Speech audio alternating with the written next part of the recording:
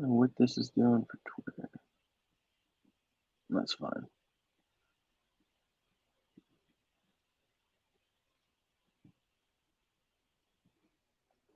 All right.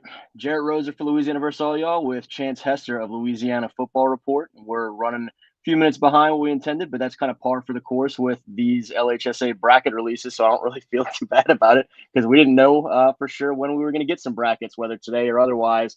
But we did want to, just as we have in recent years, kind of chop it up and share some initial reactions, thoughts, predictions, favorites, whatever the case may be, kind of run the course of topics as we see these brackets officially for the first time. And Chance, appreciate you, man, for joining again this year. Yeah, absolutely. I'm excited to be here. Excited anytime I get to talk with you. It's a good night. I'm glad that I know things aren't settled, but I'm sure glad that we have brackets and that kids don't have to wait and those high school experiences, especially for the seniors, are kind of getting to go right through and no delay in that. The Superdome's still going to be um, home for the state championships this year, so no delay there. And so I think it's the bad situation, but it's the best possible outcome as far as what we kind of thought might happen Friday night, thinking we wouldn't have brackets to talk about today. Yeah, and I mean we won't get into a whole lot. That we'll let them settle whatever the hell they need to in litigation and figure out what ultimately happens with that dynamic moving forward. But I mean, for anyone who I guess has been living under a rock in high school sports world the last couple of days, there was a ruling early in the week by the LHSAA that U High would have to forfeit its first 8 games, a 7-1 start to the season, and there was an appeal filed, did not go U High's way, and now we're in a litigation standpoint. And so there was a lot of fear ending the week from folks around the state of what could happen because it looked like there was a date set for November 18th for the issue to be heard between U High and the LHSAA. And so immediately when that November 18th date got out there, people wondered, were brackets going to be delayed all the way past that? Would that mess up the opportunity to play these state championships in the Superdome, where everybody obviously grows up wanting to reach the dome as kind of that's what you look at as the end of the season? And I think some of that kind of ran a little bit wilder when people saw that November 18th date than was ever really the case. I think you and I both kind of knew at the end of the day, if they had to, the LHSA was going to put U High in the bracket and sort things out otherwise in terms of the litigation aspect, kind of in parallel, and then handle it as they needed to once more information was available. Even with that being the case, we didn't know was that decision going to be made and brackets released today or Monday or Tuesday, and what preparation looked like for some of these first round games. So while it was an unconventional couple days and a lot of frustration and concern and worry, we still get brackets on Sunday, and very excited to talk about all of them. Yeah, and it's not perfect. There's a team, today that found out, that they won't be in the playoffs. That was expecting to be in the playoffs. There's teams that were expecting to have a home game that now have to travel.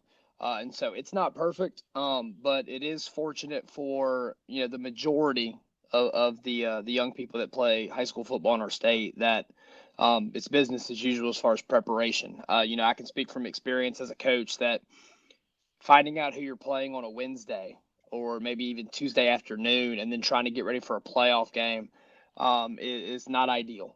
I can recall in past years when maybe there's been, especially during the COVID season, when we saw all those matchups get thrown together on a Wednesday afternoon. And, we've had hurricanes before disrupt games and cause for kind of thrown together matchups. And I know that delayed preparation time is a big point of anxiety and stress for coaches around our state and just around the sport in general. And so, for the most part of everybody, it's the best possible outcome of a bad situation that it's going to be business as usual for the most part. Yeah, people don't like those abridged preparation dynamics in the regular season, and obviously here it's make or break. You lose, you're done. And it was Jacob Colson's up in Shreveport saying "goat times 2" in the comments. So hey to Jacob. Um, if you end up feeling like you only got a day or two worth of preparation for a playoff game that could ultimately send your team home for the season, then that obviously heightens those dynamics drastically. I know asked a couple of times through the course of the day what all of this means for U High to be in the playoffs, knowing that stuff's still up in the air. Essentially, if things go U High's way in the litigation, then U High's in the playoffs where they were supposed to be anyway, and so they continue to play on, and we'll see how that Division II select bracket shakes out.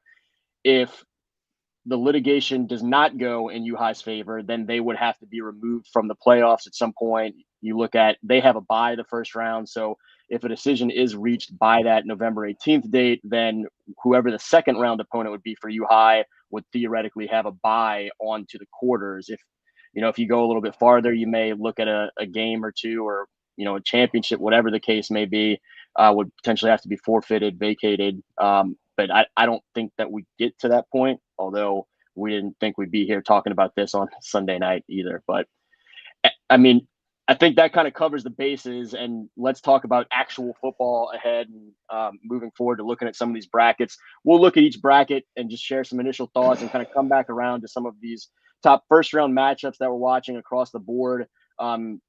Top lower seeds to watch, some favorites, things like that, to kind of wrap it down once we've had a chance to look at each bracket. But jumping in with the Division IV non-select group to start, and work our way up to the bigger schools in Division I. You see Haynesville, obviously a team that was in the Dome last year, is the 1 seed this year. And down at the bottom half of the bracket, South Plaquemine, who gave undefeated Isidore Newman a little bit of a scare this week before falling by a field goal. South Plaquemine is the 2 seed. Both those schools, as well as 3 seed DeQuincy and 4 seed Jeanneret, are the buys, the top 4 seeds and the buys in Division IV non-select. As you look at that bracket, any kind of initial thoughts or things that pop out to you, or perspective going in?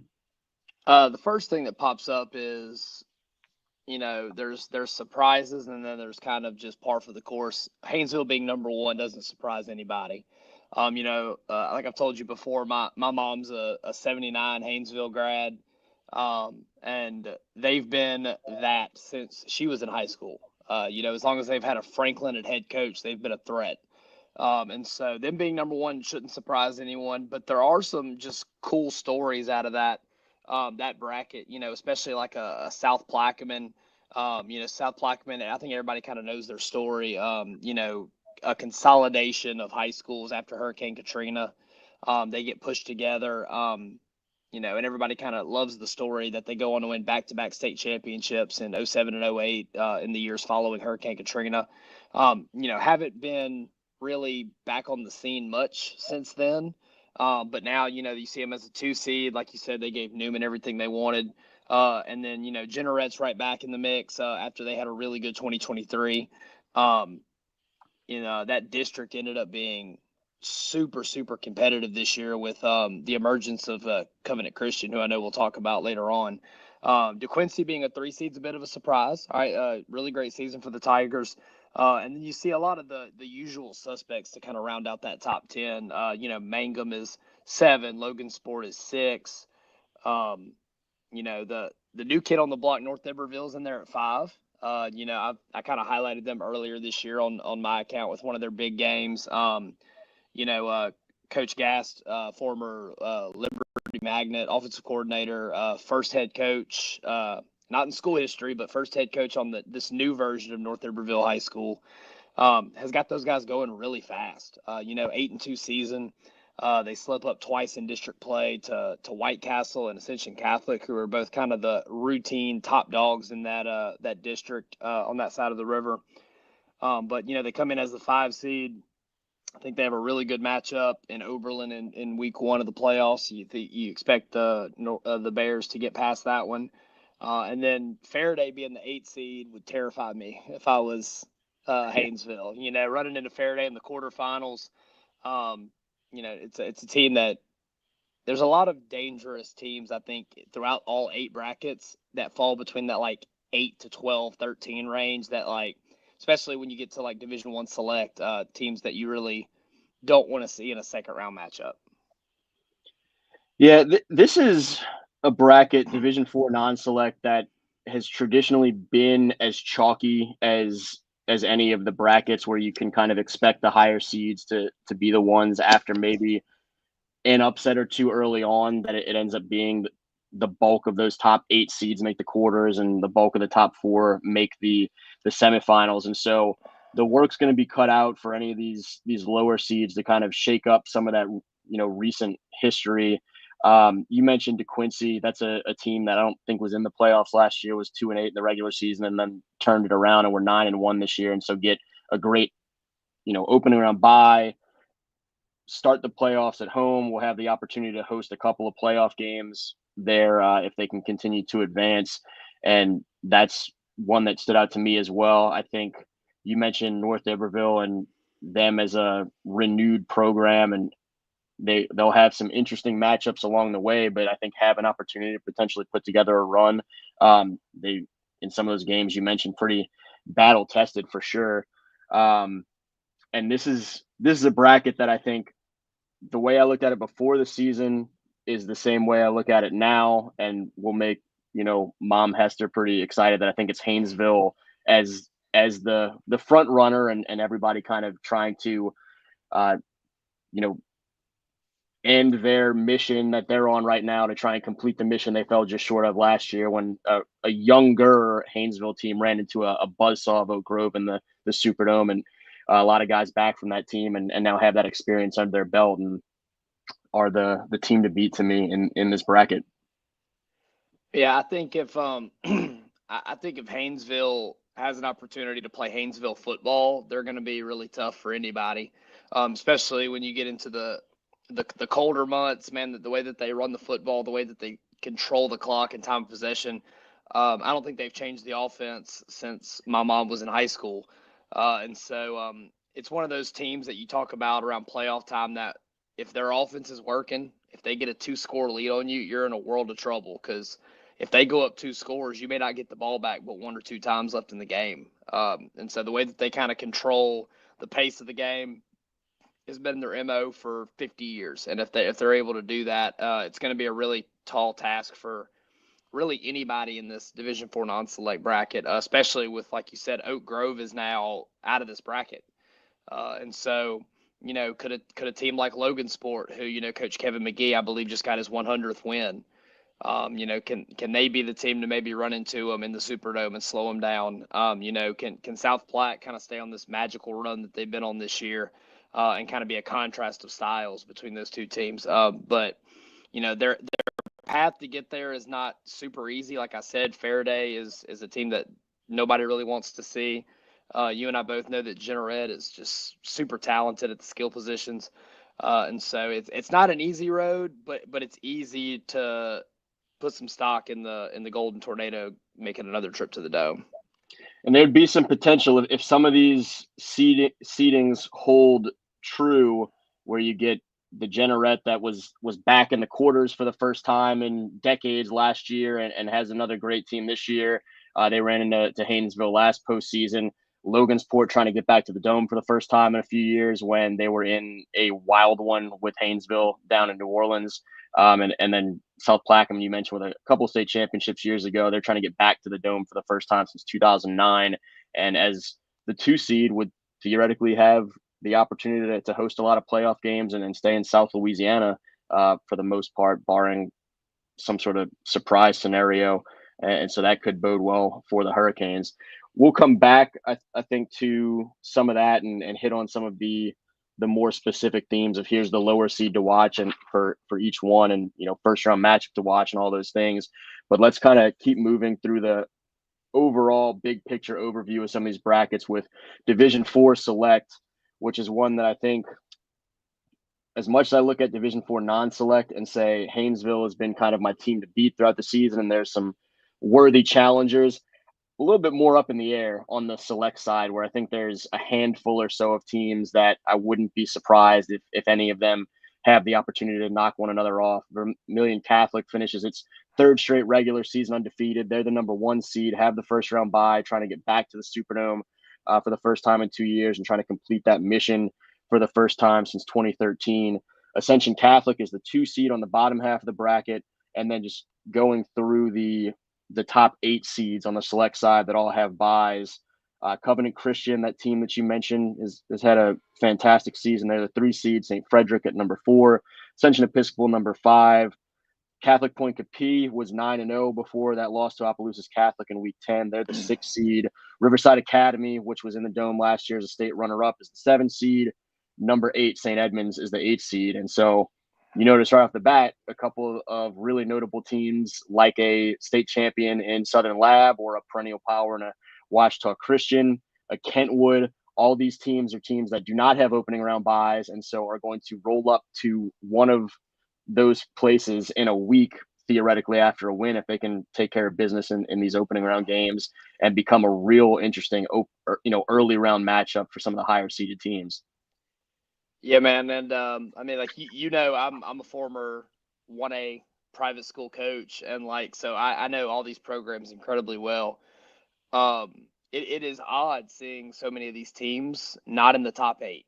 Like, it is weird seeing Opelousas Catholic, Southern Lab, Kentwood, Ouachita Christian not being in the bye conversation. Now, some of those programs probably love it. They probably want to keep playing. They've probably been riding maybe a little bit of a wave of success, and they don't want to take too much time off. But it is cool to see some new faces here in the bye conversation in the top 8. Covenant Christian, my wife's alma mater, so I'm continuing to talk about alma maters of the ladies in my life. Covenant Christian has only been in the LHSAA for a handful of years. They played in not even a league I can't even recall the name of, not even the MAIS. They were in a different private school league. The same league that Lafayette Christian came out of, Highland Baptist came out of. So a lot of the programs that are now in the LHSAA. But Covenant Christian, really known for their baseball program. Traditionally, they're always in the conversation in the select bracket in baseball. We're able to really just kind of catch fire this year with a really good group of seniors. I think their coach is one of the younger guys in the state as far as head coaches go.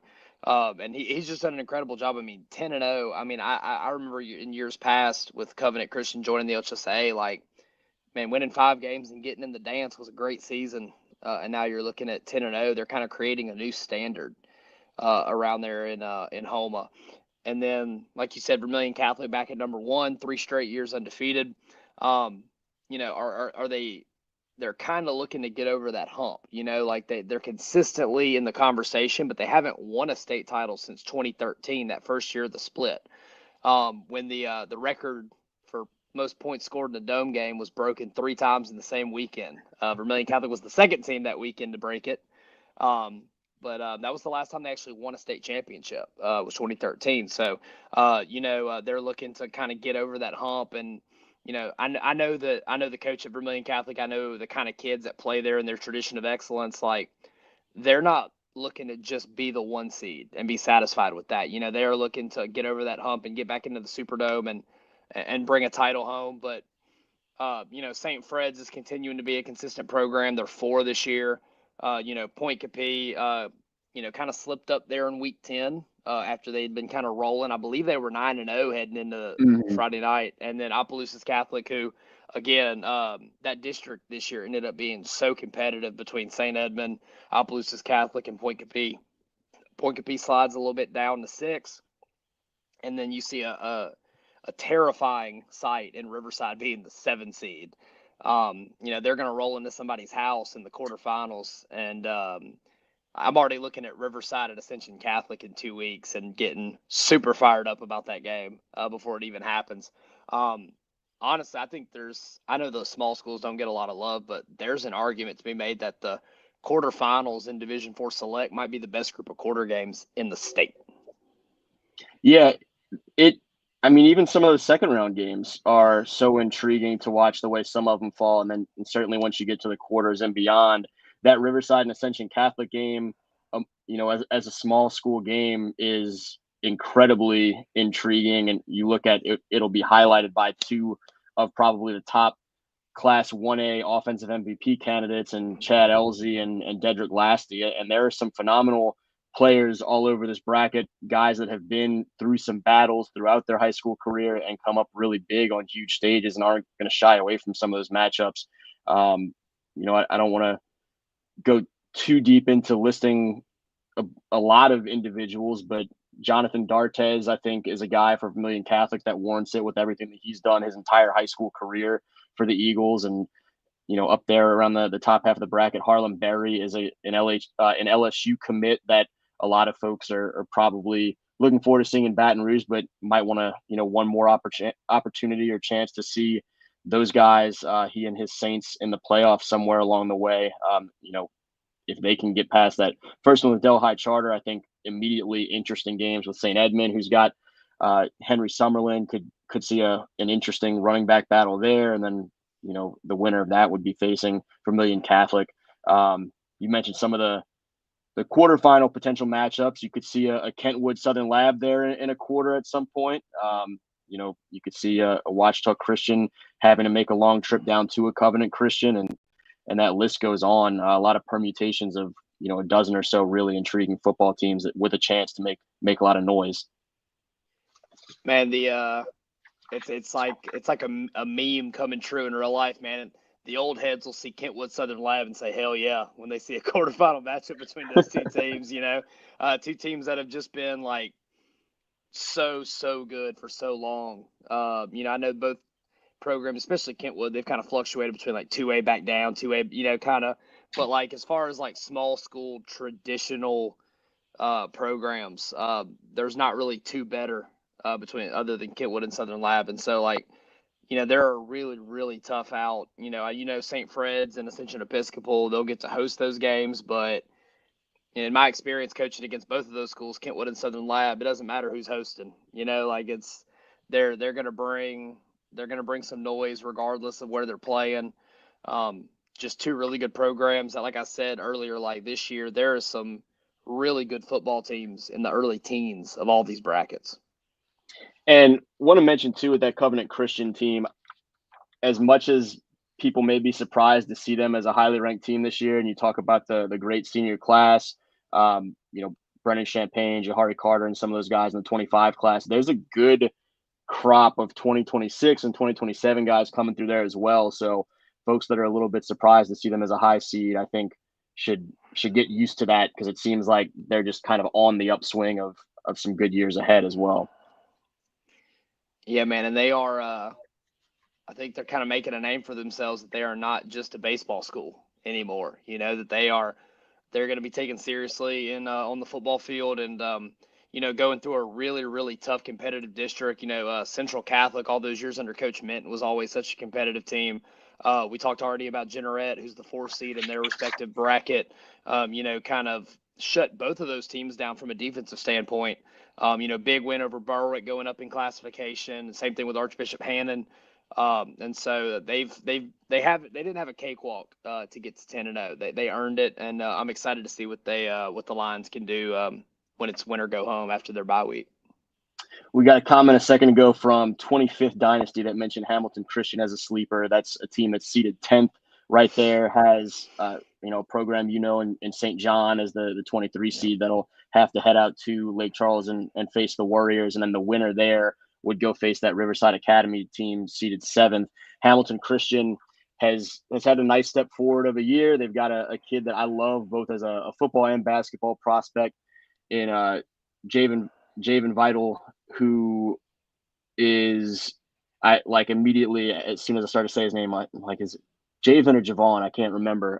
But he's someone that has been a 3-phase playmaker for the Warriors from the time he was an 8th grader, already starting to get some playing time in both sports, and someone that week in and week out has been among the top performers at statewide level when you watch some of the things he can do, throwing the football, running the football, catching it, interceptions, return specialist, anywhere you put him on the field, he makes plays. And so that's why you're seeing him already as a 2027 kid at a small school out in Lake Charles getting some notable college attention. So good call by 25th Dynasty, it looks like, in the chat to mention Hamilton Christian. And we may talk a little bit more about them when we come back to some of the top sleepers or lower seeds to watch in each classification at the end of this. But moving along to Division III non-select, you have the St. James team as the number 1 overall seed, a team that was in the Superdome last year as a state runner-up, a heartbreaking finish to that season for the Wildcats and to that 2024 senior classes high school career that they've done so much. This is now a pretty young St. James team that is the 1 seed in the bracket in Division III non-select.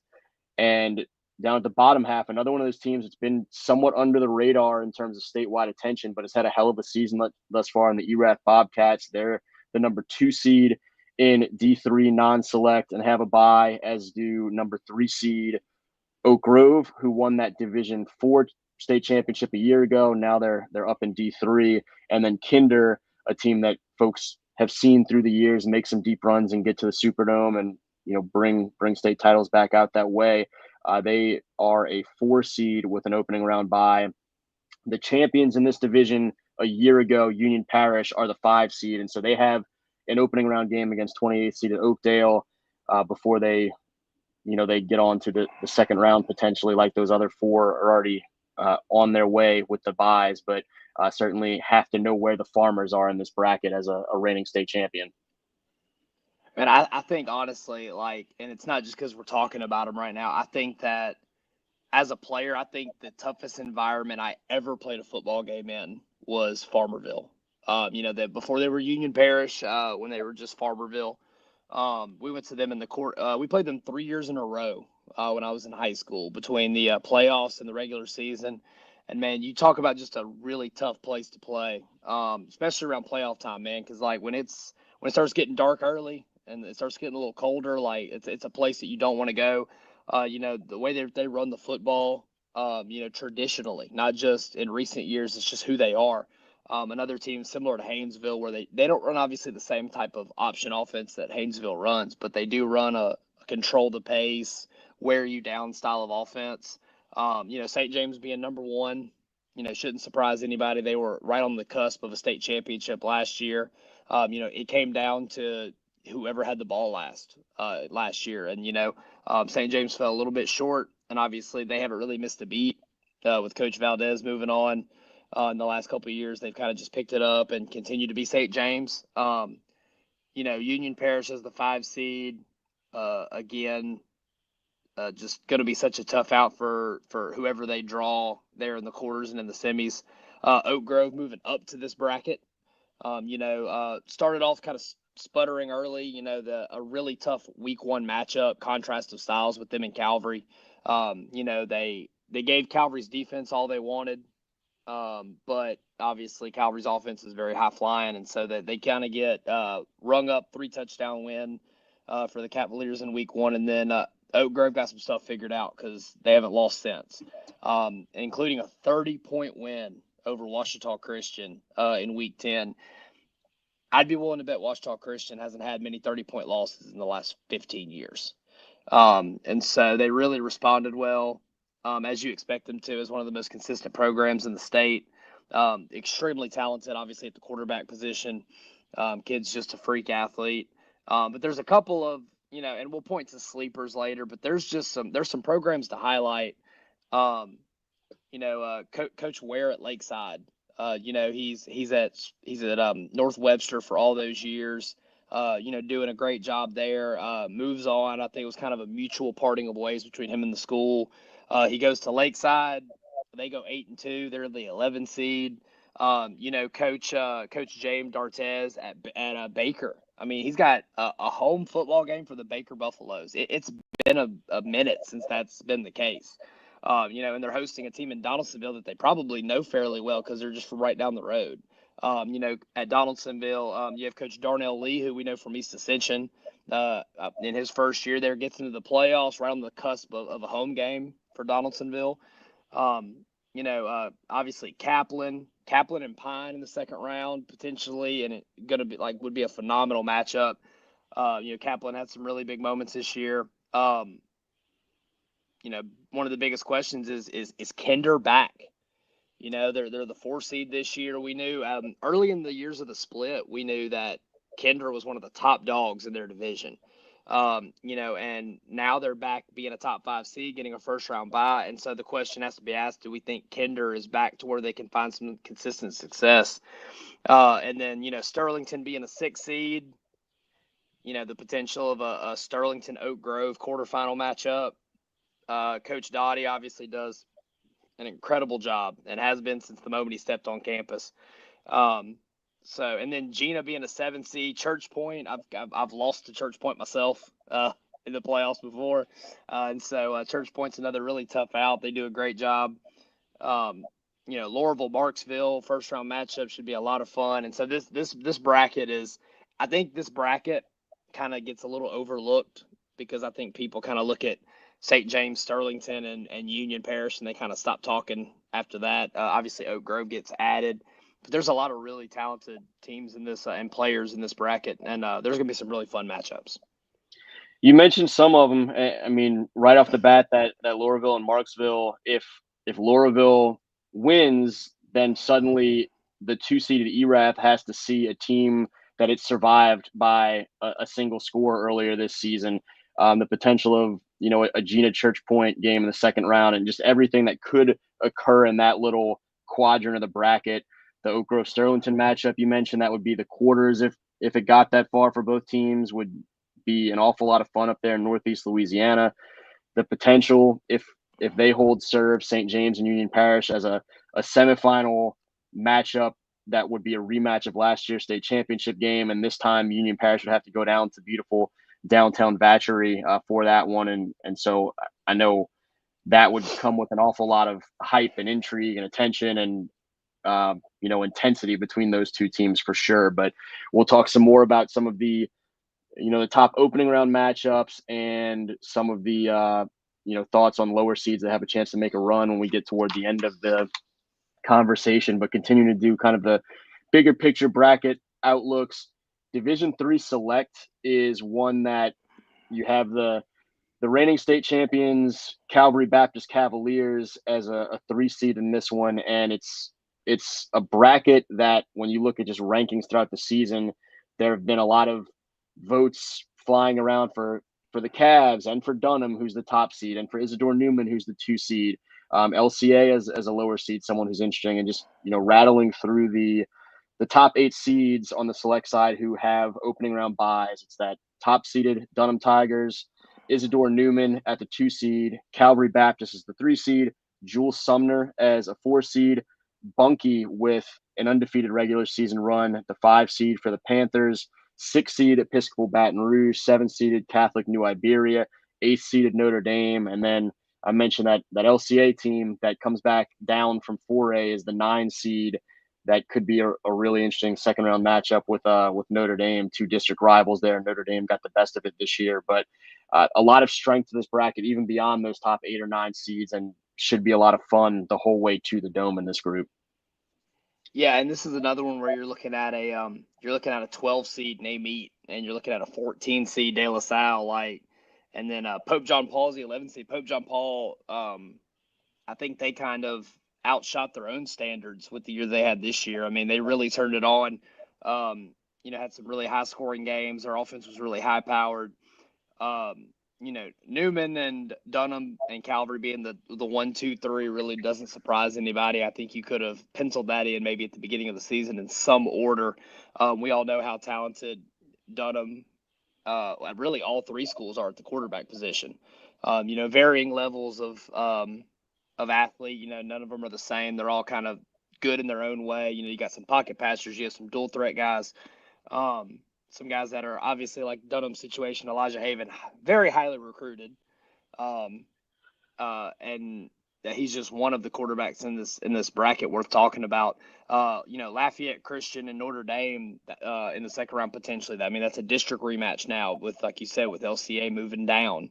Lafayette Renaissance Charter under their new leadership, under Trev Falk and those guys, the ability to, I think, be in a pretty winnable game against Parkview in that 16-17 matchup. And then, of course, Dunham's waiting on you. The possibility of a Bunkie A-Meet second round game. We'd see very quickly what Bunkie's all about, when A-Meet comes to town. Jules Sumner in that same district, in that area as A-Meet, overcoming a lot of really tough matchups for them.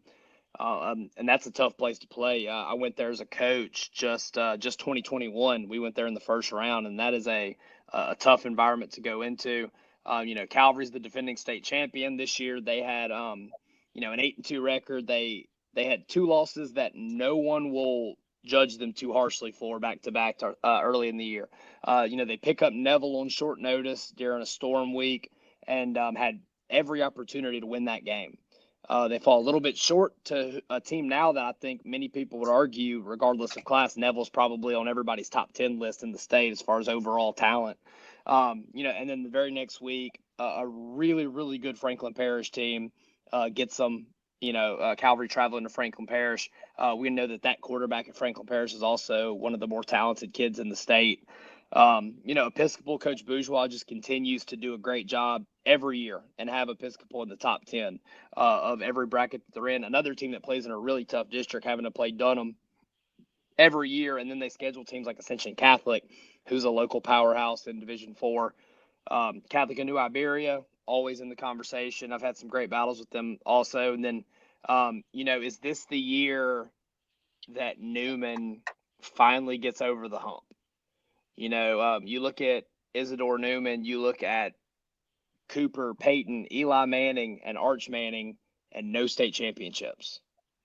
And it's obviously football is the most team sport in the history of team sports, and it's not just down to one player. I mean, Odell Beckham, like you think about all the talent that they've had over the years, and it seems like there's that quarterfinal, semifinal ceiling that they can't break through. Is this the team that does it? They're coming off a big win in Week 10 over South Plaquemines in a highly competitive game. Can that carry them through a bye week when, a lot of coaches would love to just keep playing? And so they got to sit in a bye week. They do get to host. The question is, do they host a Country Day who they're very familiar with, or do they have Darbone Woods coming all the way from Farmerville down to I love Newman's home stadium, by the way. Like, the setup is so unique. One side stadium, the backdrop is the school, and it's just such a cool environment to watch a high school football game. And then Isidore Newman potentially with Catholic and New Iberia in the quarterfinals, who I know that they've seen each other before, 2 very different styles. And so this bracket's going to be a lot of fun. I think it's very tough to predict. I don't think you can pencil in the 1 seed into the semis or even into the dome yet. I think the games have to be played, and I think this one is going to be a true like last man standing type bracket. Yeah, agree for sure.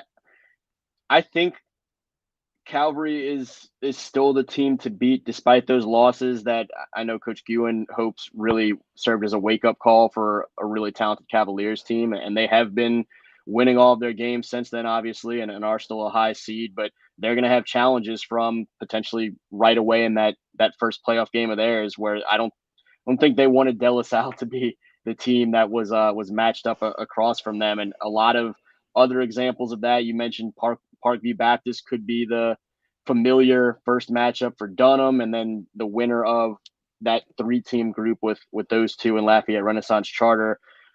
You have a group that includes LCA and Notre Dame right there, where LCA feels like, even as a 9 seed with a game this week, as likely as anyone to make a deep run. And so it'll be interesting.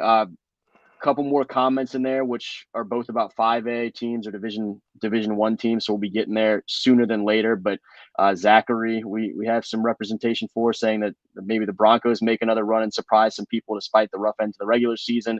And then not gonna surprise me.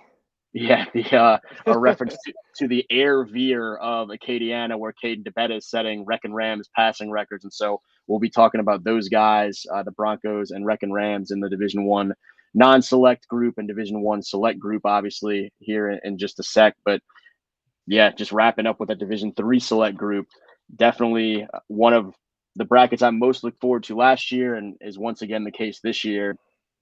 Transitioning on to D2 non-select, that Franklin Parish team that you mentioned, one of the losses that Calvary suffered this year, that was kind of the wake-up call, I think, to the rest of the state to start paying a little bit more attention to the Patriots. And, Pook Ellis, the quarterback, you mentioned some great players on both sides of the ball under Coach Burnett up there. But the Division 2 non-select bracket, the top 4 seeds with byes on the non-select side, Coach Salt and the Franklinton Demons up there as the 1 seed, having a great season. Lutcher, the undefeated Lutcher Bulldogs under Dwayne Jenkins, the number 2 seed. Number 3 seeded Jennings, running the football as the Bulldogs do, taking care of business out there. in Southwest Louisiana, and that fourth seeded Franklin Parish team. They win a district championship for the first time in school history. They have a bye now to start the Division II non-select playoffs, and will be there as the 4 seed. And just the tip of the iceberg for a bracket that may be once again the toughest for me to call. The reigning state champion Opelousas Tigers are a 14 seed. The runners up a year ago, Cecilia Bulldogs, are an 18 seed, and those are just two of the double-digit seeds that are really, really interesting in Division II non-select. Yeah, I coached in this bracket, my final year coaching at West Feliciana, and we felt the exact same way when the brackets came out, and even before the season when we saw who was in Division II non-select was there's a legit 12 teams that could win the whole thing, and you can't say that really maybe in any other bracket. Franklinton, kind of a return to form to who they're kind of used to being traditionally, being the 1 seed this year. Had a couple of close games, went to overtime with Pine, but ended up being the 1 seed there. West Feliciana, who is become kind of a staple throughout the years, minus a few in that second to third round or beyond in this bracket, getting the host again. So shout out to all my people with at Westphal for getting to host a playoff game. Iota, Lakeshore, Lakeshore as an 8 seed, Coach Indest has done good everywhere he has ever decided to coach football. So it's not really a surprise. Iowa, a 5 seed. Iowa is the only loss for number 3 Jennings this year was week 1. Iowa and Jennings, great matchup to start the season. Jennings gets the best. Iowa gets the best of Jennings, but you can see Jennings, like I said, didn't lose again. Kind of like an Oak Grove. Started off with a really tough opponent, fell short, and then refocused and said, "Okay, now it's time to make a run." And I look at Jennings kind of like Kinder, like, "Hey, is Jennings back?" 2021. Jennings is 5-6. 2022 they're 4-8, but then last year they win 9 games. This year they're 9-1. So I think Jennings is starting to get their mojo back a little bit, kind of like what you saw whenever they had ETN brothers running loose in the backfield. So they're finding some juice again. Like you said, Opelousas, the defending champion, the 14 seed. What a tough second round matchup that is for Jennings if they're able to get past Bastrop, who Bastrop had, an up and down season. There were times where Bastrop looked terrifying, and then there's times where you're kind of like, oh, well, that was a different team last week. And so can they figure things out quickly going into this first round of the playoffs? Northwest, you and I have talked about tremendous running game at Northwest. They're an 11 seed this year going up against a team in DeRidder, which is always a salty playoff opponent. Plaquemine, the 6 seed this year, they kind of ran the table in that really crowded District 6-4A, alongside Estruma and St. Michael and West Feliciana, a highly competitive district.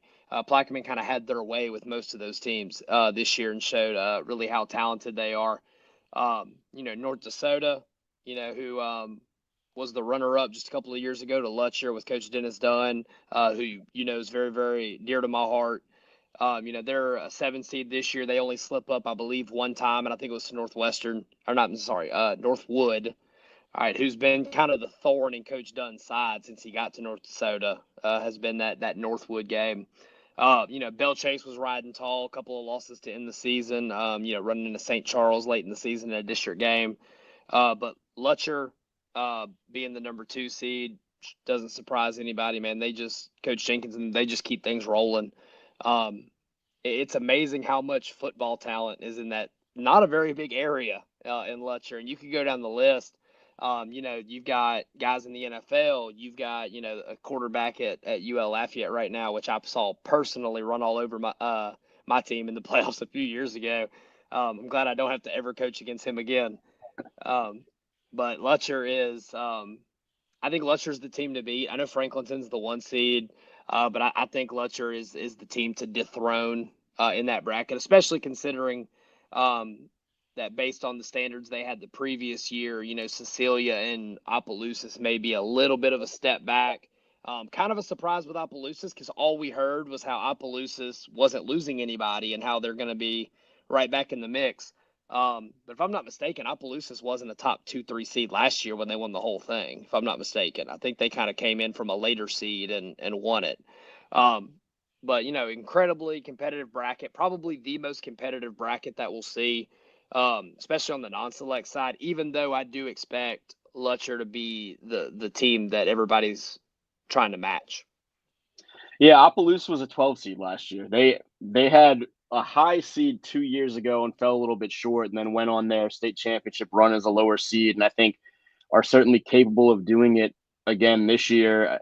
They, as the reigning champs, who do have the bulk of that team from a year ago back, and then Lutcher, who is undefeated right now, that would be a potential semifinal matchup, and I think are kind of the two teams to me that lead the pack. You mentioned North DeSoto, and I pulled up theirs.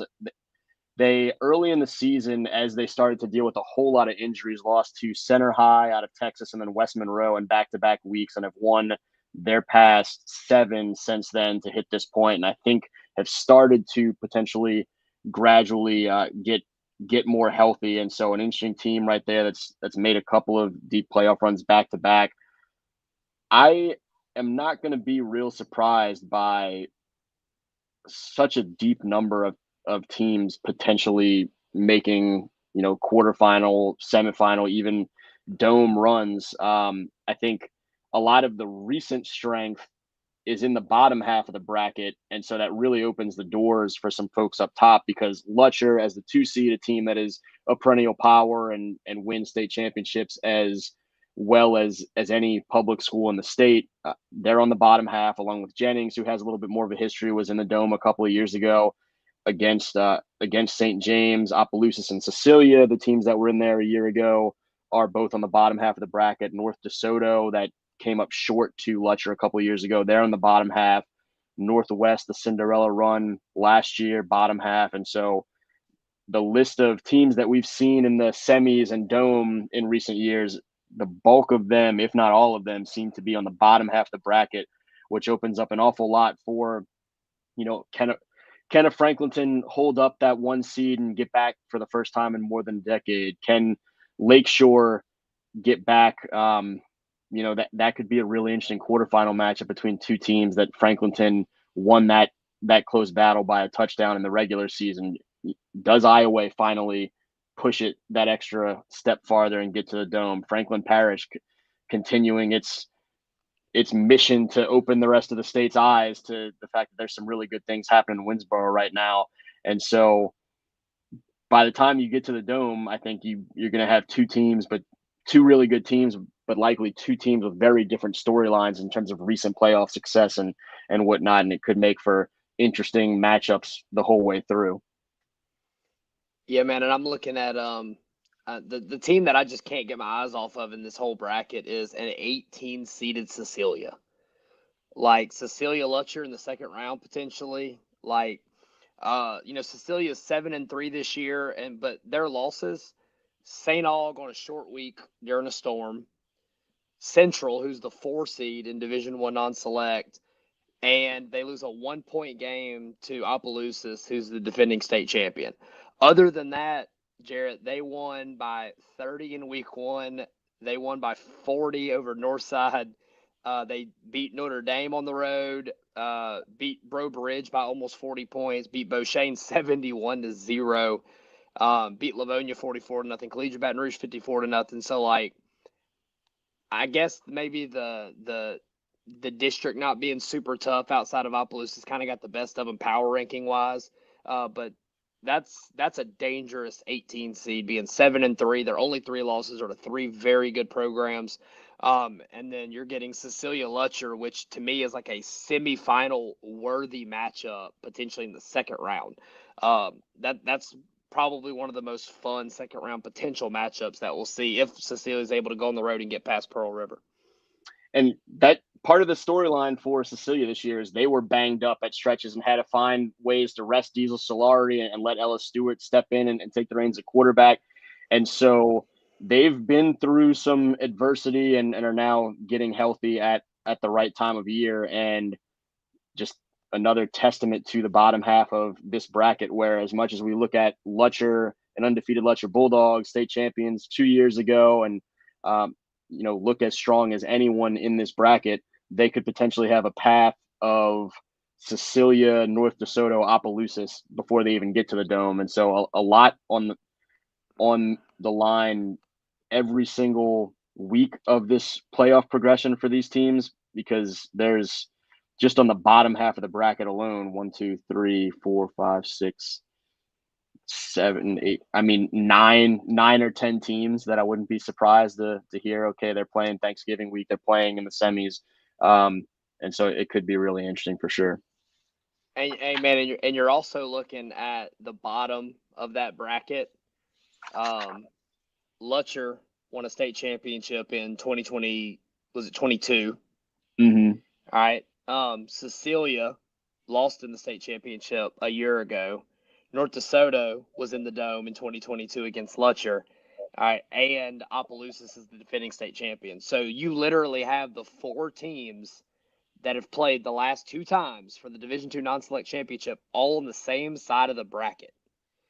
Like, you're talking about heavyweight fights. You can throw the seeds out the window.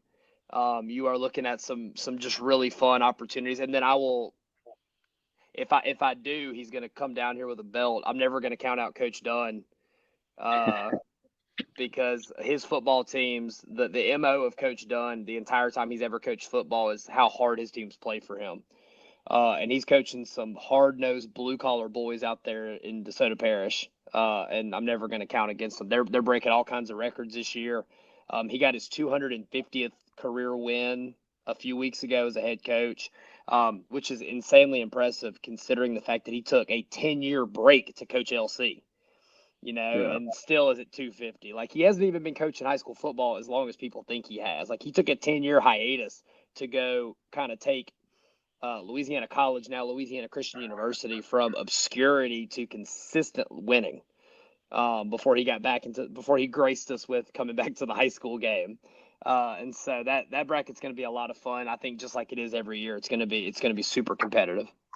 Probably one of the toughest to me to call right now. And now we get to that Division II select bracket we talked a little bit about at the beginning. There's that interesting dynamic with U High. Is there anything interesting going on with this bracket? I was going to ask you. And so we'll see exactly how all that plays out. But the number 1 seed in the bracket is Archbishop Shaw. Coach Hank Tierney back on the West Bank these last couple of years and has the Eagles looking as prime as anyone to potentially go make a run at a state championship.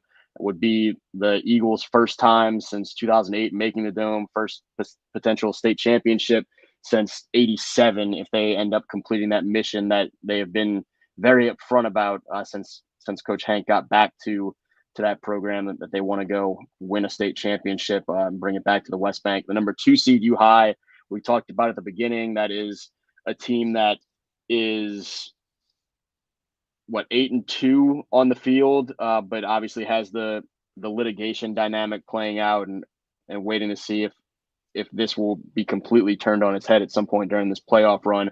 The 3 seed is Edie White, the 4 seed Haynes Academy, the 5 seed Madison Prep, which just on Halloween night was the team to beat U High and win that district. The 6 seed Vanderbilt Catholic, 7th seeded Leesville and Xavier Ford, looking like he's trying to rush for about 3,000 yards this year. And John F. Kennedy, the 8th seed, another team that had some forfeits earlier this year because of a paperwork issue or eligibility issue or whatever it was early in this season. And so the Cougars had to forfeit 3 early wins and are still now an 8th seed with a bye in the opening round of the playoffs and someone to watch in New Orleans, potentially making some noise in this bracket. I mean, there's some great teams in this group. There's some teams with recent state championship history, both in terms of wins and getting the Dome and being through some battles. But I do look at that Shaw team right now as the top seed and the team to beat with Hank and company. A talented team, once again, a team that's played a really tough schedule this year to get ready for this point. And we'll see how it all shakes out. But to me, that's the leaders going into this playoff. Yeah, and I don't think you have to ask the question on this one, is Shaw back? I think it's pretty clear as day. Like, they were really good in 2023. They're back this year, 8-2, number 1 seed. Their only losses to Carr and Rummel. I mean, and that's two of the maybe Carr might be the best team in the whole state right now. I think it's definitely up for debate. They played Carr week 1, which it's never a good time to play Carr, but they started the season with them. You go to Rummel week 3, and then you pull off 4 huge wins in a row over LCA, De La Salle, St. James, and Walker. And you're scoring a lot of points in those games. You scored over 30 points in all those games, 59 points on Walker, which is very well coached on defense. And then you get into district play, and you're able to really put it on a very improved Bell Chase team this year. You go on the road to St. Charles Catholic, and you shut them down in week 10, which we know St. Charles Catholic maybe this year isn't a normal Comets team that we're used to seeing, but it's still like week 10 going to their place is not an easy task. And they kind of handled the Comets easier than most people would. John F. Kennedy's a really fun team in there as the 8th seed, probably should be a little bit higher. Lake Charles Prep, kind of getting back to the run they were on, 4 or 5 years ago, where they were kind of bursting onto the scene. They'll face a McKinley team here locally in Baton Rouge that's coming off a week 10 loss. Madison Prep as the 5 seed. Madison Prep coming off that massive win over University Lab in a absolute monsoon, 14-6 win. An incredible moment for Madison Prep, who's now beaten U-High 2 out of the last 3 years. St. Charles is the 12 seed, which is terrifying. The fact that they got in still as a 12, and somebody's going to have to potentially go to them if they can pull off an upset in round 2. Haynes Academy is the surprising team here. Haynes Academy, 9-0 on the season. They didn't really play a marquee schedule. You're not going to know a ton about their opponents. They're in that district with Thomas Jefferson and Patrick Taylor and some of those teams. But all they did, it's hard to go undefeated in football, no matter who's in your district, what your schedule looks like, what classification you're in. The fact that that Haynes Academy was able to go undefeated, earn what I'd be willing to put money on their best seeding in school history, and put themselves in a position to where it could potentially create a really fun matchup in round 2. Estruma has the young man committed to Southeastern, and you can maybe help me with his name. I forget it sometimes. Kyrie Paul. Yeah. And Jerit, I had a district, and I won't say who he is, but I had a district coach in that district this year tell me that Kyrie Paul is one of the best football players he's ever seen. And the man I'm talking about has coached a lot of football. And I was like, you mean like this season? No, he said ever. Like he's one of the best high school football players that he's ever coached against, played against, period. And so, Estruma's had kind of an up and down season. Obviously they're the only team in the state whose head coach is running for mayor. And so that's kind of, but still, a great season for Estruma. Like I said, a highly competitive district with Plaquemine and those guys in 6-4A. Paul has had an incredible season. They've had some games where they've struggled to get their offense going. But the highlight for them and the consistency has been how well their defense has played. They've lost some games this year, like 7-6, 8-7. I know that they just lost week 10 to Bruley 7-6. And so that defense is going to keep them in games. It's if they can get Paul going early, maybe get a couple score lead, can they give Haynes Academy some trouble in that second round matchup? Edie White, back in the top 5 where they've been the last couple of years. They had a state championship appearance where they fell short to U-High a few years ago in a defensive war. I think they lost 14-7 in that game. St. Michael, Coach Zach Leger, who's a buddy of mine, who's a St. Michael alum, who, like I've said before, nobody loves working at St. Michael more than that guy does. And so they're the 11 seed this year. They are hosting a playoff game. The last time I think they'll ever host a playoff game not on campus. The big development for St. Michael is that they have built a home stadium, which, when I worked there in 2016 was a pipe dream. Now they've laid turf. It's going to be ready for soccer season. So that's exciting for the St. Michael kids. So they'll be hosting likely at Olympia, I would assume, which has kind of been their home away from home. Playing an Archbishop Hannon team who kind of had a down year. You can always count on Hannon being a consistent program. Kind of had a rough year, tough district that they're in. They'll go on. That winner of that game will go on to face Vanderbilt Catholic, who under Coach Brian Wallace, Coach Brian Wallace leaves Nichols as the special teams coordinator. We've seen two Nichols assistant in the last couple of years with Riverside and with Vanderbilt go to traditionally solid programs and even raise and elevate them to higher standards in Riverside and Vanderbilt. Leesville, like you said, I think Mr. Ford might run the ball 1,000 times before the season's over. Just kind of continuing that line of great Leesville running backs that they've had for such a long time. The Loyola Preps, the 10 seed, the fighting Snoopies out of Shreveport.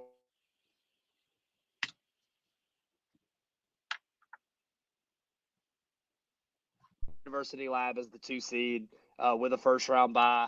And depending on how things go, I've seen firsthand this year, University Lab is they're a little banged up right now, but they are extremely talented, as they are every year in the past, 15 or plus. An extremely tough out. Last year they fell in a really, really tight semifinal game to St. Charles Catholic. That was a classic. They have an opportunity to kind of right that now if things go their way off the field. An extremely fun bracket that looks way different this year. Lafayette Christian's out of it. St. Thomas More and Turlings are up in the Division I bracket. And what's crazy is that you take out STM, you take out Turlings, and you take out LCA, and the bracket's not easier. Like, it didn't make the bracket easier. It made it even that more competitive, because now you see some teams like Vanderbilt and Leesville rise up to higher seeding than they traditionally have had. And I think this is another, whoever wins this whole thing is going to be ready for basketball season when it's all said and done, because they're going to be gassed. A lot of potential for interesting matchups along the way, like we talked about with some of the other classifications.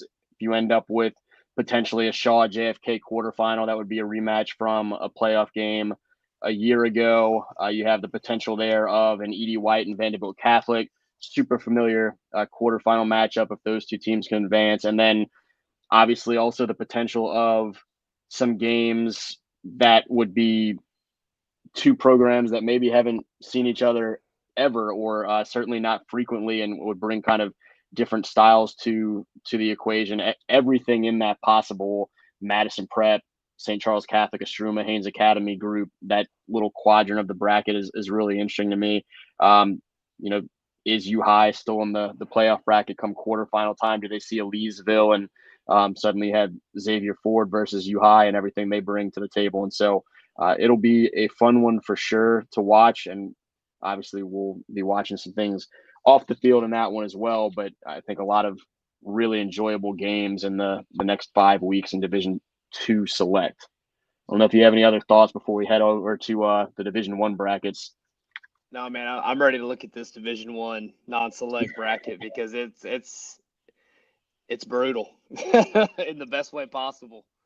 Yeah, this one is going to be a lot of fun when we start talking about the first round matchups that we are most looking forward to around the state this year. Division I non-select is going to have so many of the most intriguing first round matchups to me. And looking at some of the power in that division, Neville, who was undefeated until this past week's trip to Alexandria, is the 1 seed. Undefeated Airline, the Vikings, the 2 seed. There on the bottom half of the bracket. Ruston, who I think surprised a lot of folks when they ended up with 2 losses, but in an absolutely brutal District 2-5A, suffered those 2 close losses to Neville and Alexandria. They're the reigning champions in this bracket. They're the 3 seed this year. And then the 4th team with a bye in the Division I non-select bracket is Central of Baton Rouge. Surprised Zachary a couple weeks ago. They're a team that went up to Neville and won last year. And so if you end up getting that far along with those 2 teams both making the semis, that's a team in the Wildcats that's already proven they're not afraid to go to the north half of the state and beat a really good opponent. But a lot of intriguing teams well beyond those four, but those are the four kind of leaders of the pack. Man, I think a month ago the entire state was ready to call this bracket, and they were ready to just assume that Ruston is going to just moonwalk their way to another state championship. The first 5 games, they didn't play a single Louisiana school. Other than I think Acadiana in week 1, and then they went on a tour of Texas and Arkansas, where they whooped everybody. Like some of those games were incredibly lopsided. Stephenville, who they beat, is a very good football team. People were so surprised by that result. I think they played that game at the Choctaw Park out there in Arlington, and so that was a month ago. It looked like this bracket was cut and dry, and there was no business in even showing up. Just let Ruston meet you at the Dome in December and hand them the trophy. But since then, like you said, they lost 2 games to Neville and Ash.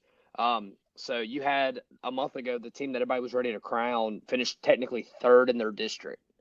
And so after that, Ruston is nothing's changed about Ruston because they lost 2 games.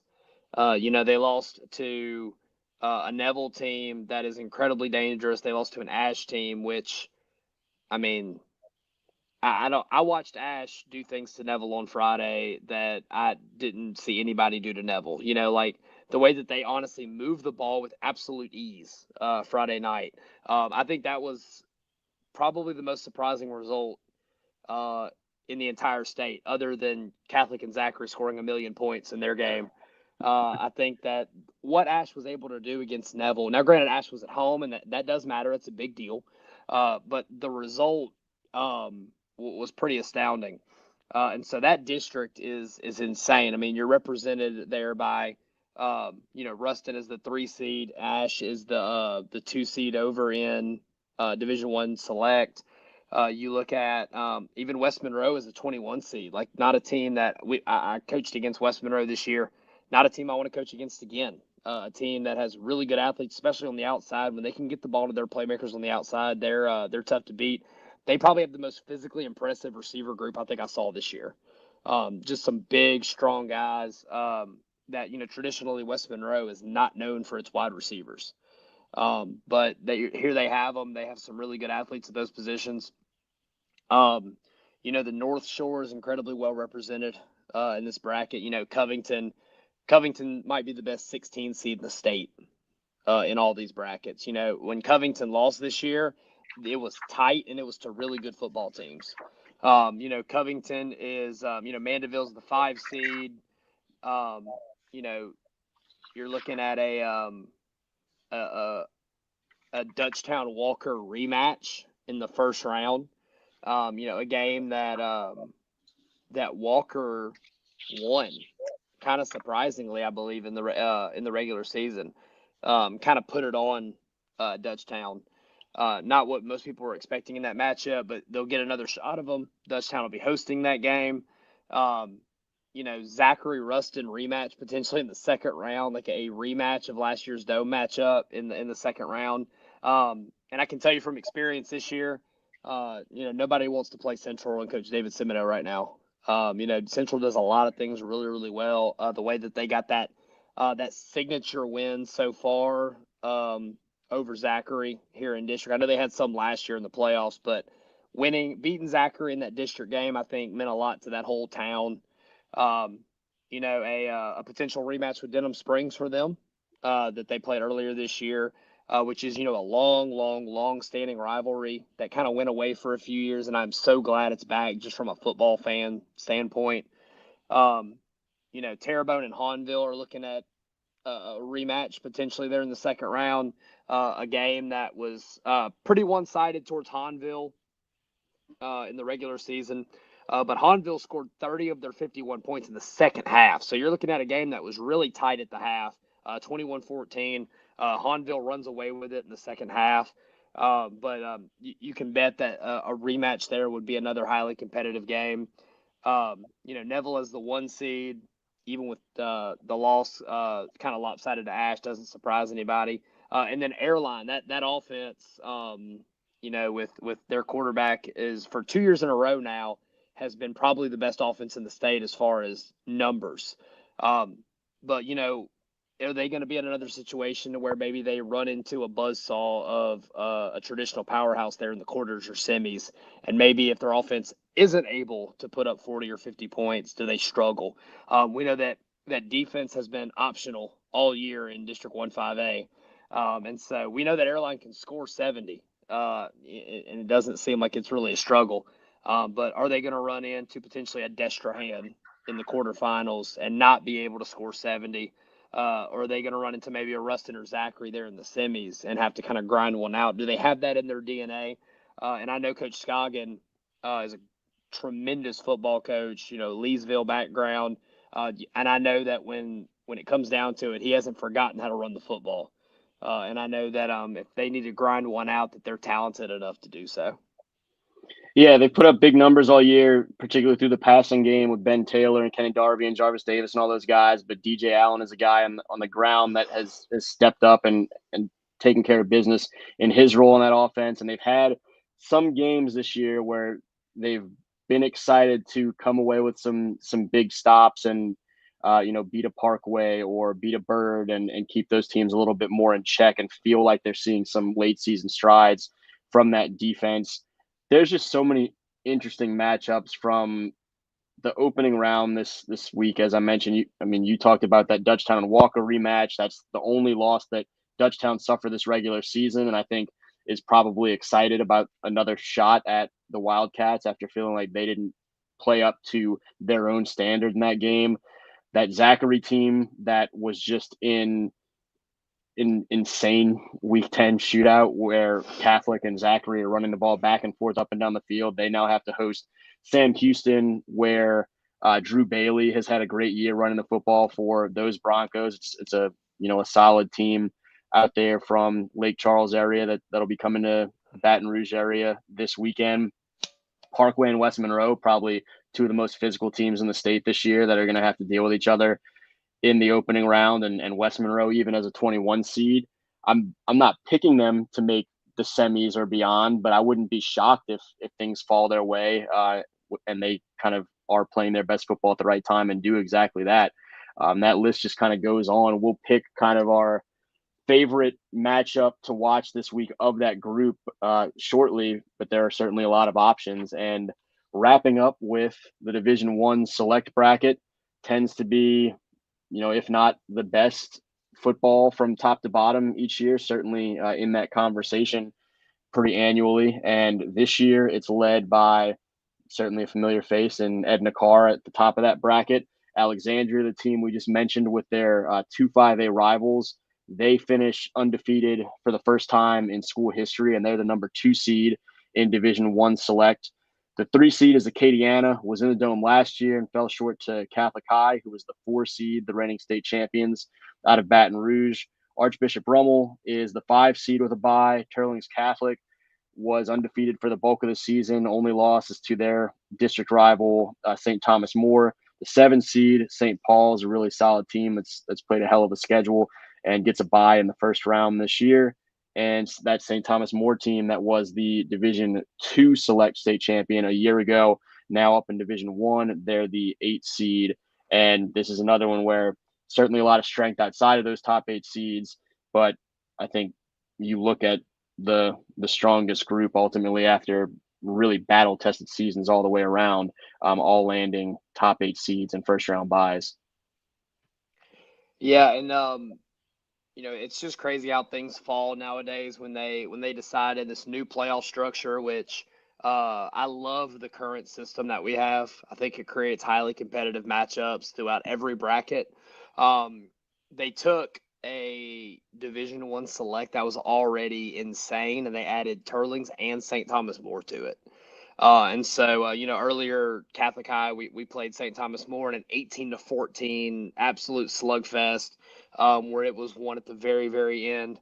And so a lot of the traditional powers are there. But what's interesting about this year, Jerit, is the traditional powers aren't really where they're used to being in the bracket, but they're still there, and that makes them a threat. Like you're looking at you're looking at Karen Crow as the 24 seed. And, in Karen Crow the last couple of years, Karen Crow obviously, in 2020 ended Edna Carr's hopes for a fifth straight state championship. And so them being the 24 seed, the last team to get in is different for them. It's not what they're used to. Their longtime coach, Coach Corville, retired after last season. And so obviously they had a change in leadership. John Curtis being the 19 seed, their first losing season since 1969, which was their first year playing football, by the way. So they have a losing record, and their point differential on the year was only -9. Like, that's how close and competitive their games were. So you have a John Curtis as your 19 seed. You have Karen Crow as your 24. Brother Martin is your 14. You have Captain Shreve, who last year was your 2. This year they're your 15. Because they're playing a team in Evangel who's your 18, another traditional power that hasn't really been Evangel in a minute. They've only won one state championship. I think they won one in 2016 early on in the split, but that was their first since 2010, and they haven't won one since. And people are like, well, why is that significant? Well, from 1993 to 2009, they won 12. So they were very much a power for a long time, and they're looking to get back to that. Pop Houston there's not many more exciting players in the state of Louisiana than him, watching him on a Friday night. And he showed up and did it in basically every game this year, win or lose. Evangel was 5-5. But they didn't play like a 5-5 offense. If you look at some of those results. Now Shreve and Evangel first round matchup. Jerit, I don't know if you remember what happened last time these teams played on October the 10th, but it's not basketball season, but it was 77-76 in overtime. Pop Houston broke every passing record in the history of football basically that night. And his team still came up short. If you look at their season that they had, they scored over 40 points in all but I think it was 3 games. They scored over 40 points.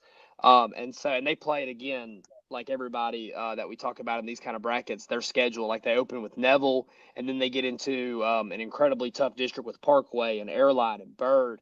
And then they, just for fun, play LCA in week 9 because they had an open date, and in that game is 56-42 in a shootout. How much fun would it have been to see Jajuan Johnson and Pop go head to head? We missed that one by a year. That would have been a lot of fun. But Evangel and Shreve looking to break more scoreboards in that first matchup. And then Ash as the 2 seed, man, like Thomas Bachman, I'd say I've known him. He's known me since I was in like the first grade. The Bachman coaching family has obviously had an incredible just era, right? I don't know if you're seeing what Pine Tree High School is doing this year with Jason Bachman, the youngest son, at the helm. I mean, they're one of their best seasons in school history with him as the head coach. And so Thomas, who's the middle son, the oldest son, John Bachman Jr., is an assistant at Calvary Baptist. The dad is a state championship winning coach at Evangel and at Calvary. Great coaching family. They finished off their undefeated season with that convincing win over Neville on Friday night to win their district championship.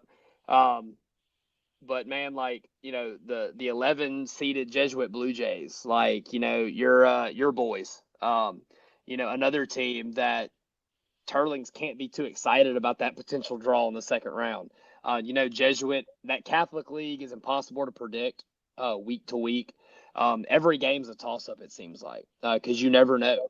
All right, and so Jesuit being the 11th seed is scary for some of these top 10 seeds. They had a tremendous season. All it takes is for John Curtis to catch the right matchup, and then they're trouble for somebody. And then you have East Jeff and Bonneville, similar to Division I non-select with Walker and Dutchtown. That is another district rematch. Where the first game was very good. It was 17-7. East Jeff took it. Could have gone either way. Highly competitive 4-quarter game that we're excited to get to see again. St. Aug and Karen Crow, eliminate the seeds. That's such a fun first round game, Karen Crow and St. Aug. Hammond and Huntington, we've seen Huntington, highly touted defensive back group that they talk a lot about, that they're very proud of, but can also score a lot of points. I think that kind of shows where you see their OC goes to be the Shreve head coach, and Shreve also scores a lot of points. And so something in the DNA in the water there in Shreveport Bossier. In Hammond, 16 seed, opens the season with a massive win over A-Meet, where they kind of got the best of an A-Meet team that now that win over A-Meet for Hammond looks like a fantastic win because A-Meet kind of finished the season really strong. And then, like you said, Edna Carr there at the top is a tough out, and they're looking like they're one of the better Edna Carr teams that we've ever seen, and that's really saying a lot because you're looking at a team that has won multiple state championships. It's a team that is in the conversation every single year. They've got 6 state championships, including those 4 in a row that they won from 16 to 2019, and that they have not been satisfied the last couple of years not winning state championships. And so I think Edna Carr feels like they have something to prove this year. Absolutely. They're a team that has really not been content with anything since that run of state championships. And this is a group that has a lot of really high-end 2025 and 2026 talent and on through the roster. But I know, talking to coaches all the way through the offseason, they talked about sort of the cohesiveness and character type, more intangible elements of this group and feeling like this team had some of those characteristics outside of just, natural talent, but the way that they were approaching some things in terms of their work ethic, mentality, and just their closeness in a way that reminded them of some of their better teams through the years. And so they lead this thing. You talked about a couple of these first round matchups, and I think anytime you get a rematch of a close regular season game, the coaching staff of the team that won that is sitting there thinking, man, I've got to convince my kids that, we can't take anything for granted and can't have them being satisfied or thinking, okay, we beat them last time and so we can do it again, that it's a much different matchup and you're dealing with a group that's coming to visit you that is remembering that and fired up, and it's that much easier to get those kids to give everything they have that week to try and get some vengeance. You mentioned the Bonneville East Jefferson matchup as an example of that. John Curtis beat Brother Martin in a 17-14 game in district, and so that'll be another really interesting one right off the bat in these playoffs. And then obviously we talked about that Shreve and Evangel game that Captain Shreve, I think both those teams were kind of banged up at that point. Evangel was also in the midst of waiting to get everyone actually eligible in different steps throughout the season. And so I think these are two teams that both probably feel like they're different teams from a month and a half ago. And Captain Shreve had to survive a 1-point overtime thriller that was gaining national headlines to get out of that thing with a win last time.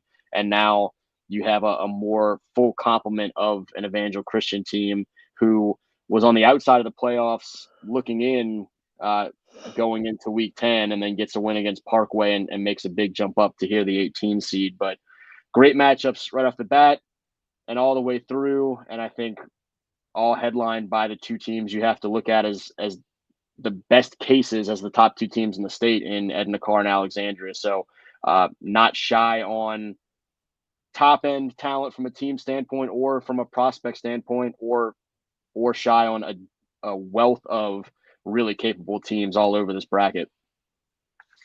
Yeah, no doubt, man. And it's going to be great. It always is. It's going to be super competitive. Like you said, the familiar faces are all there at the top, but some familiar faces that are at the bottom. And so I think that makes for kind of a fun playoff atmosphere going through. Bird and St. Paul's, like in the second round potentially. Bird's trying to get back to where they think they should be on a consistent basis. Haven't really been who they expect to be in the last couple of years. They're coming off of a kind of a for them a big loss in week 10. That Shreve Bird game is gigantic rivalry. It's one of the most attended games in the state every single year when they play. No matter what the records are, it's going to be a packed house. So a big emotional loss for Bird. A team that they could potentially see later in the playoffs. Granted, a lot of things would have to go Shreve and Bird's way for that to happen, but they are on the same side of the bracket. Shreve's kind of just getting used to being on the select side. For the longest time they were non-select, Bird was select, but now they're together and now they're on the same side of the bracket. But this bracket is always the talk of the town, and then you go and add in teams like St. Thomas More and Turlings, and then even teams like Acadian and Ash, who aren't traditionally in the select side, that are just in their second year in the select side, and so it makes for a tremendous. Every regional game is going to be can't miss. Like, you don't even have to wait until the quarters of the semis, for this to be a really good bracket. I think it starts right away with the second round matchups. And I guess let's start going back through and just sort of in more of like a category or theme standpoint, hit on a couple of aspects of the brackets as a whole. And so we'll start with what are the first round matchups in each bracket that stand out most to you. And I guess going back in the same order that we just went through the brackets, bigger pictures with Division 4 non-select bracket. I think the one that catches my attention most as a potential first round game is that 14-19 White Castle and Franklin matchup that I think both of those teams have been solid this year. Both of them have recent history of putting together some playoff runs. It's not a far trip for Franklin, and so it should be a challenge that they're up for, that Hornets group, to head there, and then the winner of that one obviously would advance to that 3 seed DeQuincy that we talked about is a higher seed than we can remember ever seeing amid a really big turnaround for those guys. But 14 White Castle, 19 Franklin is the one for me in this one. For me, it's number 5 North Iberville and 28 Oberlin. Not as much of a tighter seeding matchup like the one you highlighted, but for me, I'm all about the history, especially with the small schools. North Iberville with a chance to win their first playoff game, coming back as a program. A little bit about that area for those that may not know. North Iberville shut down years ago as a high school. And so it created a kind of an interesting scenario where a lot of those kids were having to get bussed in from Marigold all the way to Plaquemine High School. And so there wasn't just that feel of community with that high school anymore with it being gone. We've seen a lot of schools like that kind of go down here in this area over the years, like Point Capee Central and like different schools like that are kind of not around anymore. North Iberville, obviously, I never felt like the need went away for that high school to be in that area. And so they recognized it. They brought it back.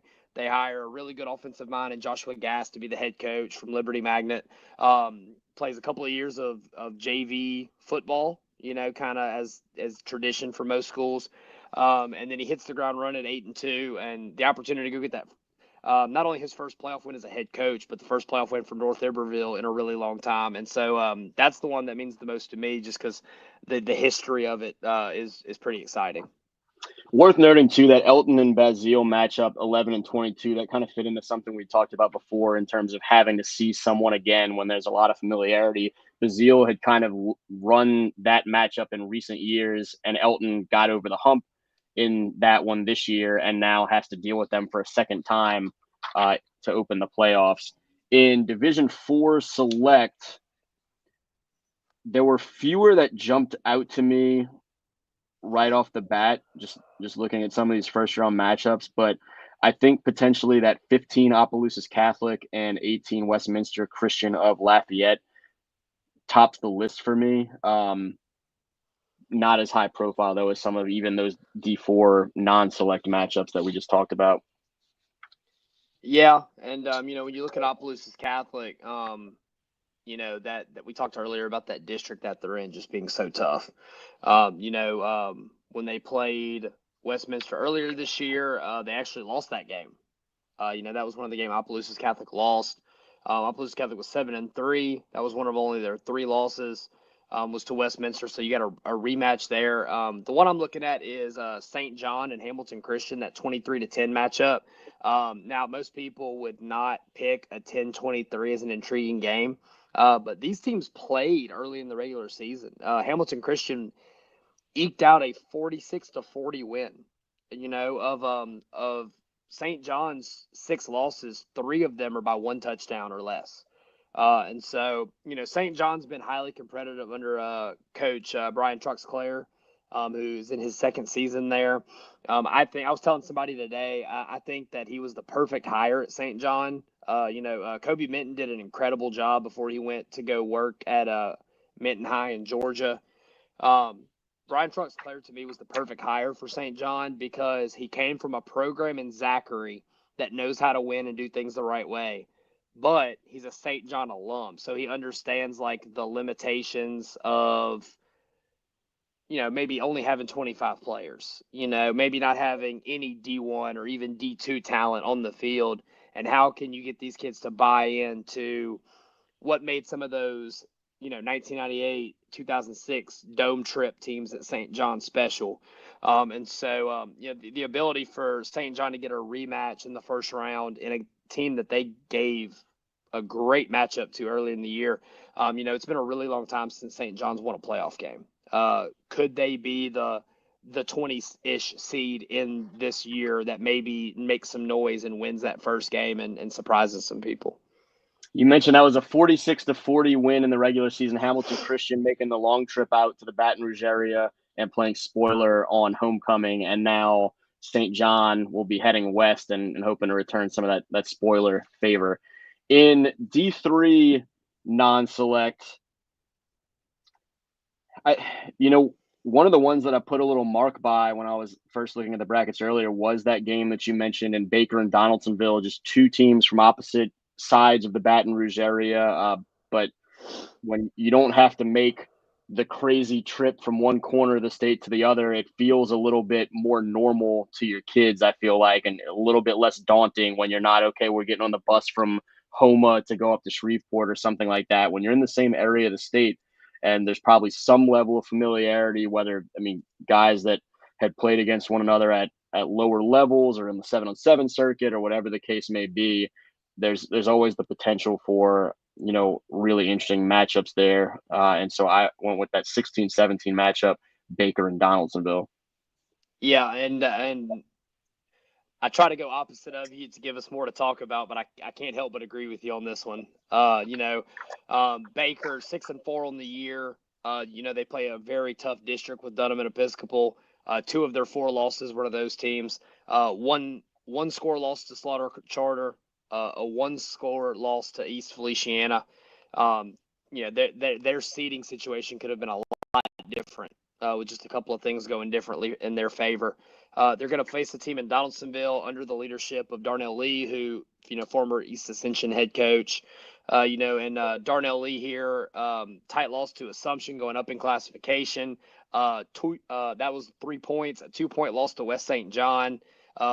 A tight loss to East Feliciana. So, again, another team that their seeding situation could have looked a lot different with maybe 1 or 2 bounces going their way and some tight losses. Donaldsonville plays in that really, really tough St. James district now. And so that creates a little bit more maybe a battle-tested field of these 2 matchups. I got St. James on one side as a district opponent. I have Episcopal and Dunham on the other side as a district opponent. I have seen really good programs, and I have survived those games. And so now I get a chance to kind of throw my best at each other and kind of see who gets the honor of going to play number 1 St. James in the second round. In D3 select, this is another one where I won't be surprised if we're looking at the same matchup. You mentioned it when we talked about the bracket bigger picture, but 16 Parkview Baptist, a quarterfinalist a year ago, versus 17 Lafayette Renaissance Charter, the kind of newcomer, but you mentioned the leadership that's there, and they already have some talent there. And I think a lot of attention is on what that program can grow to be in the years to come. But they're a team that went through a district with some battles against LCA and Notre Dame, and had their moment certainly in a 17 seed led by a staff that has an awful lot of track record of success at a championship level.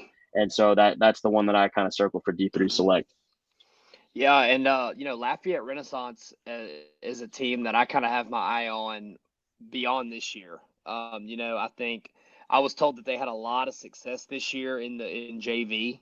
All right, so I think that I don't think it's going to take long for Lafayette Renaissance to get things rolling on a pretty high level over there.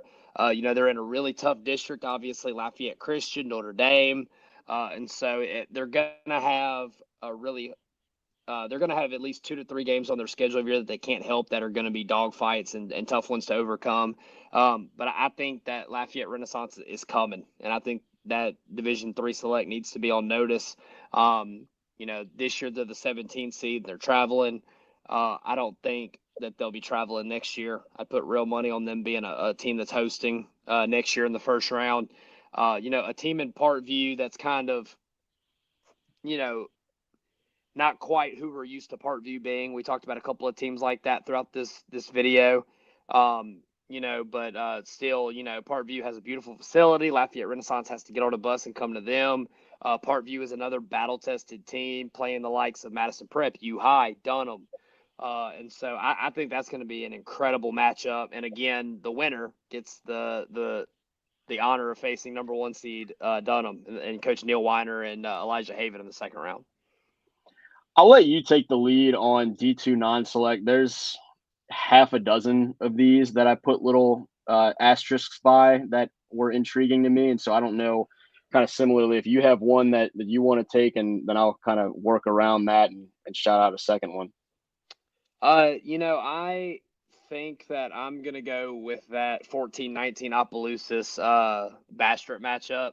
It would have been really easy and for me to be a homer of my former school of West Feliciana. Talk about those guys, which I love doing.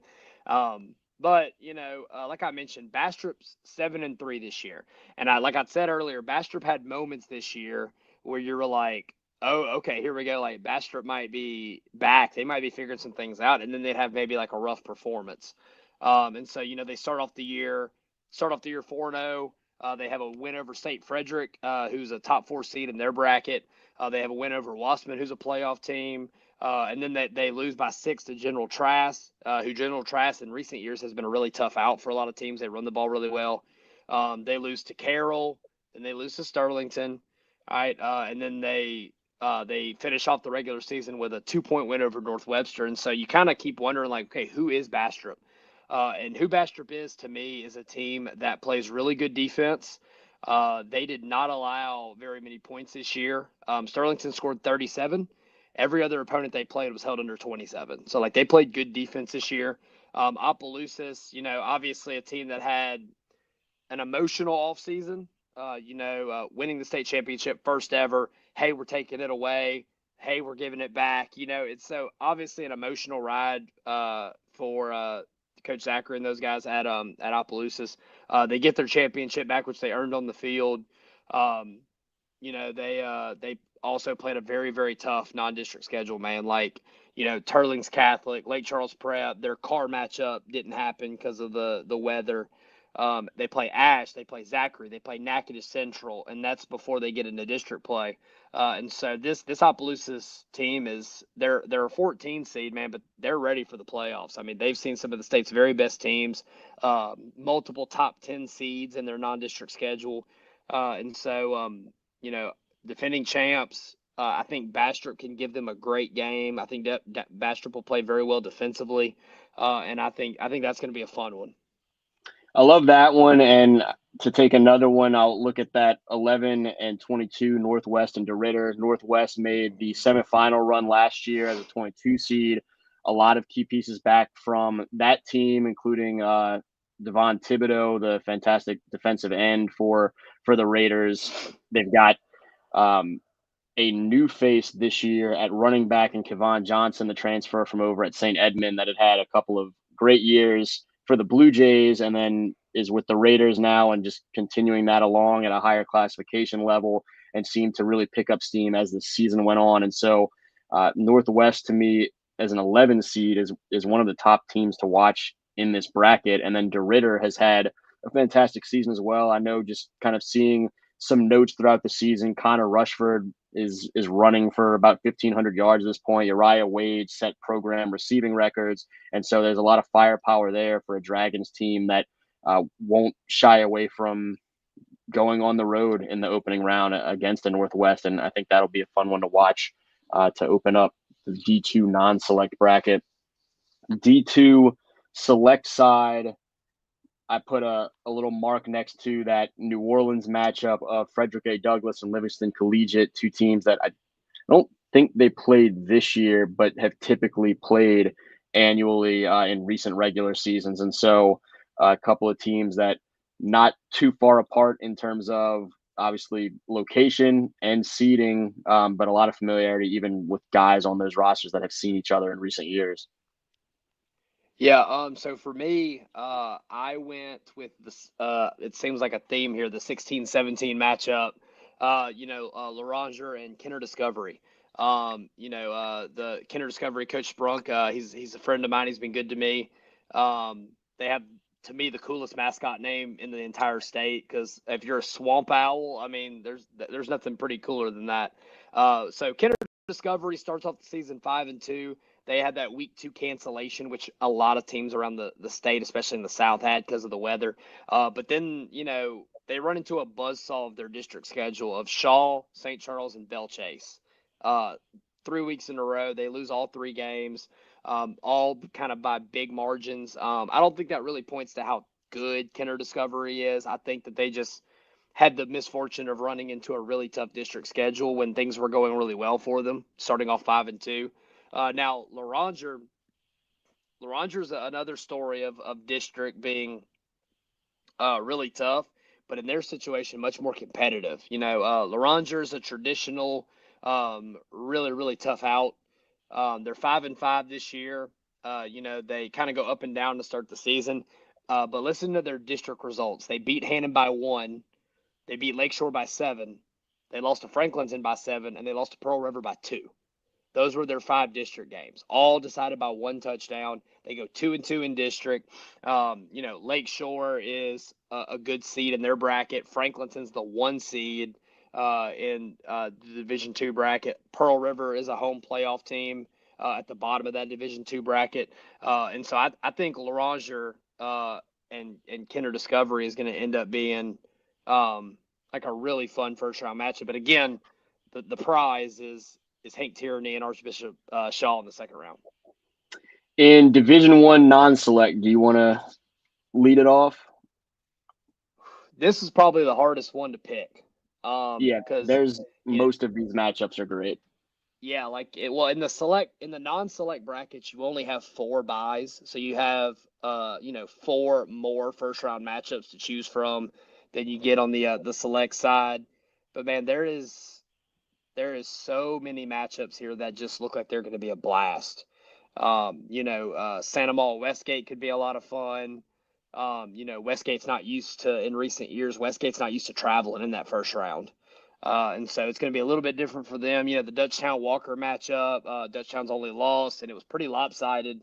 The North Louisiana in me is going to have to go Parkway West Monroe. Parkway, 8-2 season. They only lose to Airline, who Airline beat everybody in that district. And then they stumble. They were the 5 seed. I think they were the 5 seed going into week 10. And then they lose to Evangel on a field goal in the last play. And they slide back to 12. And they're going to host traditional Power in West Monroe. Now a Power that for them also, it's been a minute since they've won a state championship.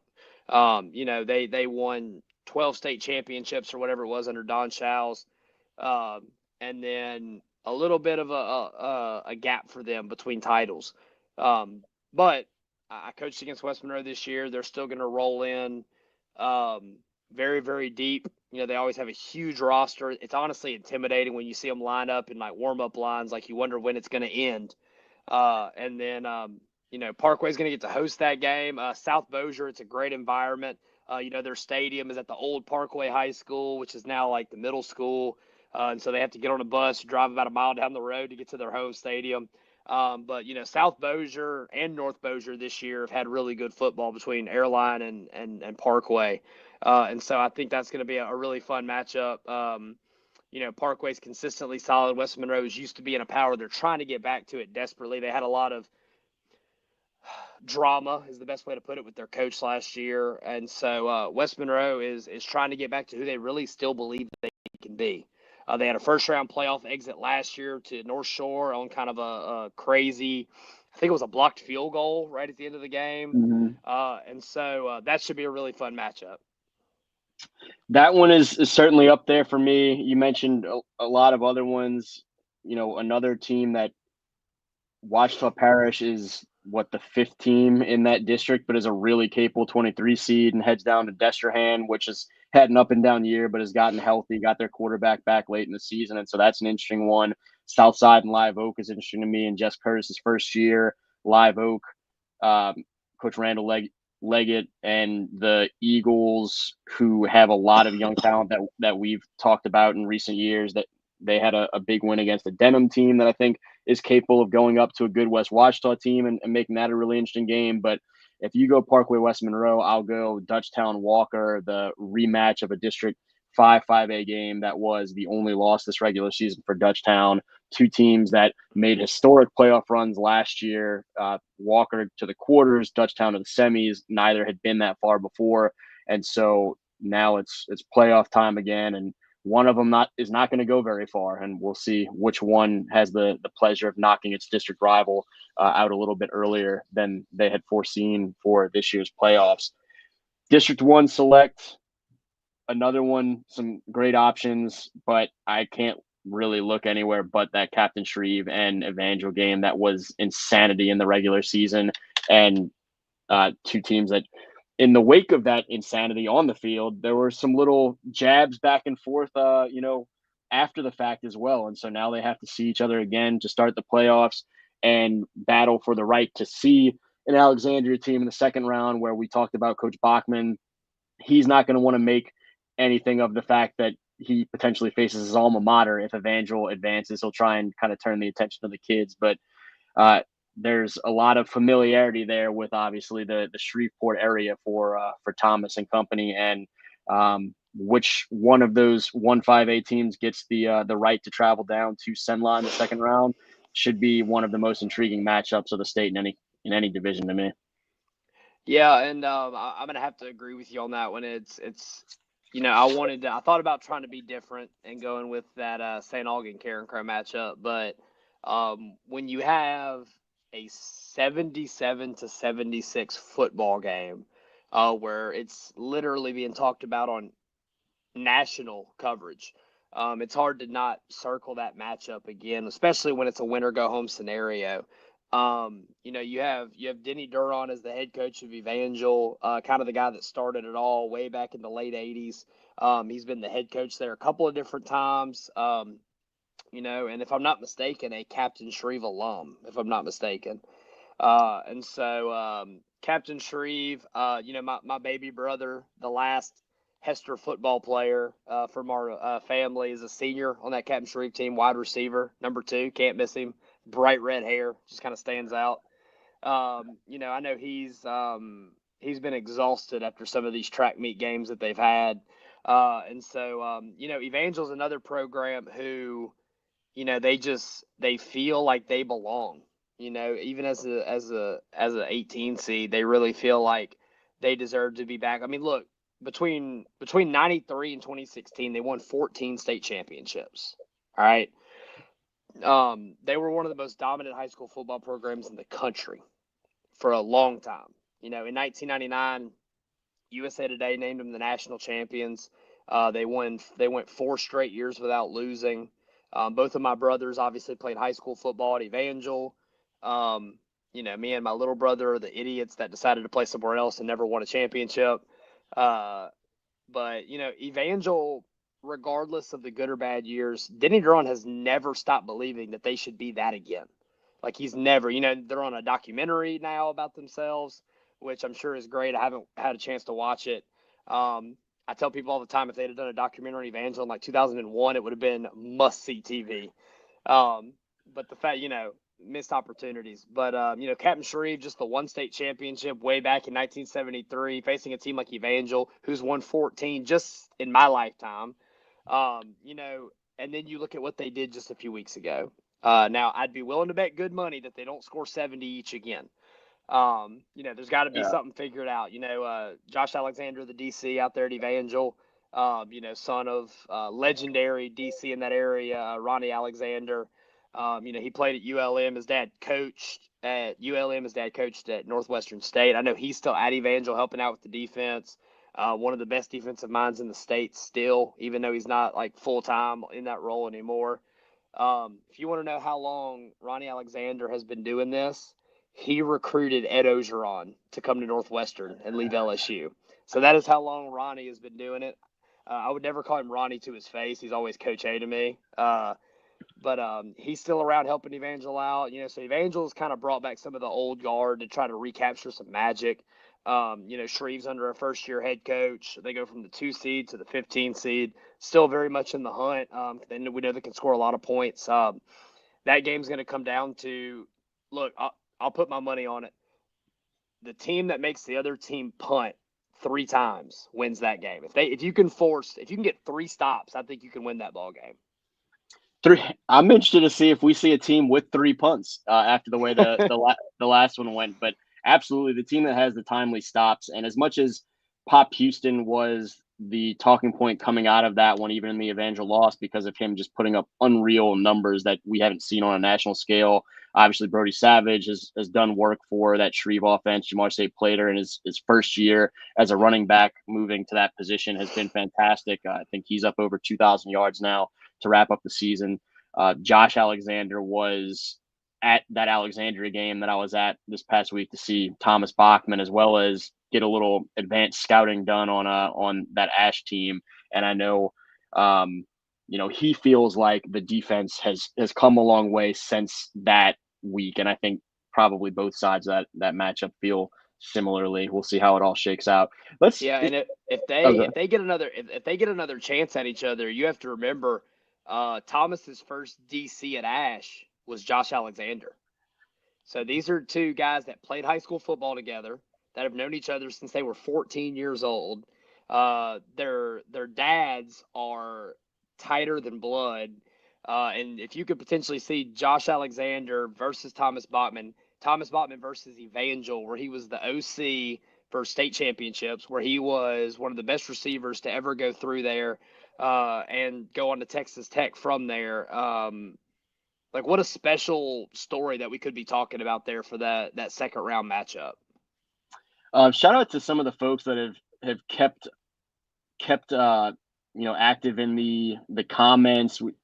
25th Dynasty has been with us all night. He had a little shout out when we were talking about Plaquemine. He talked some about that Hamilton Christian team. He's interested, like I think we all are, to see if Coach Valdez at St. Aug, if they can make a nice run with the Purple Knights, another really talented team for the Purple Knights, and has had their moments this season. Dylan Downing shouting out a meet while we were talking about the Warriors a little earlier.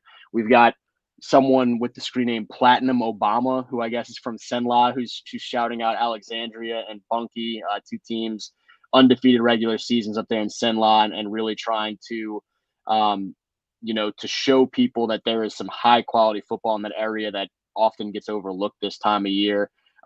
He also asked, who is Josh coach? That's Josh Alexander up at Evangel on the defensive side of the football that we were just talking about with that Captain Shreve versus Evangel rematch, and then the winner of that going on to face Ash in the second round.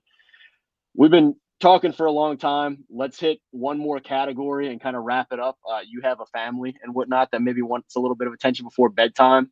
And so just looking at bracket to bracket, the lowest seed that you see potentially making some real noise in each bracket, and whatever that may be a little bit of a sliding scale from bracket to bracket, but starting with that Division 4 non-select, for example, that's one that when we talked about at the beginning, that tends to be the top 8 seeds advancing to the quarters or pretty close to it. And so I don't know if you see a lower seed that has a chance to kind of mix some things up a little bit.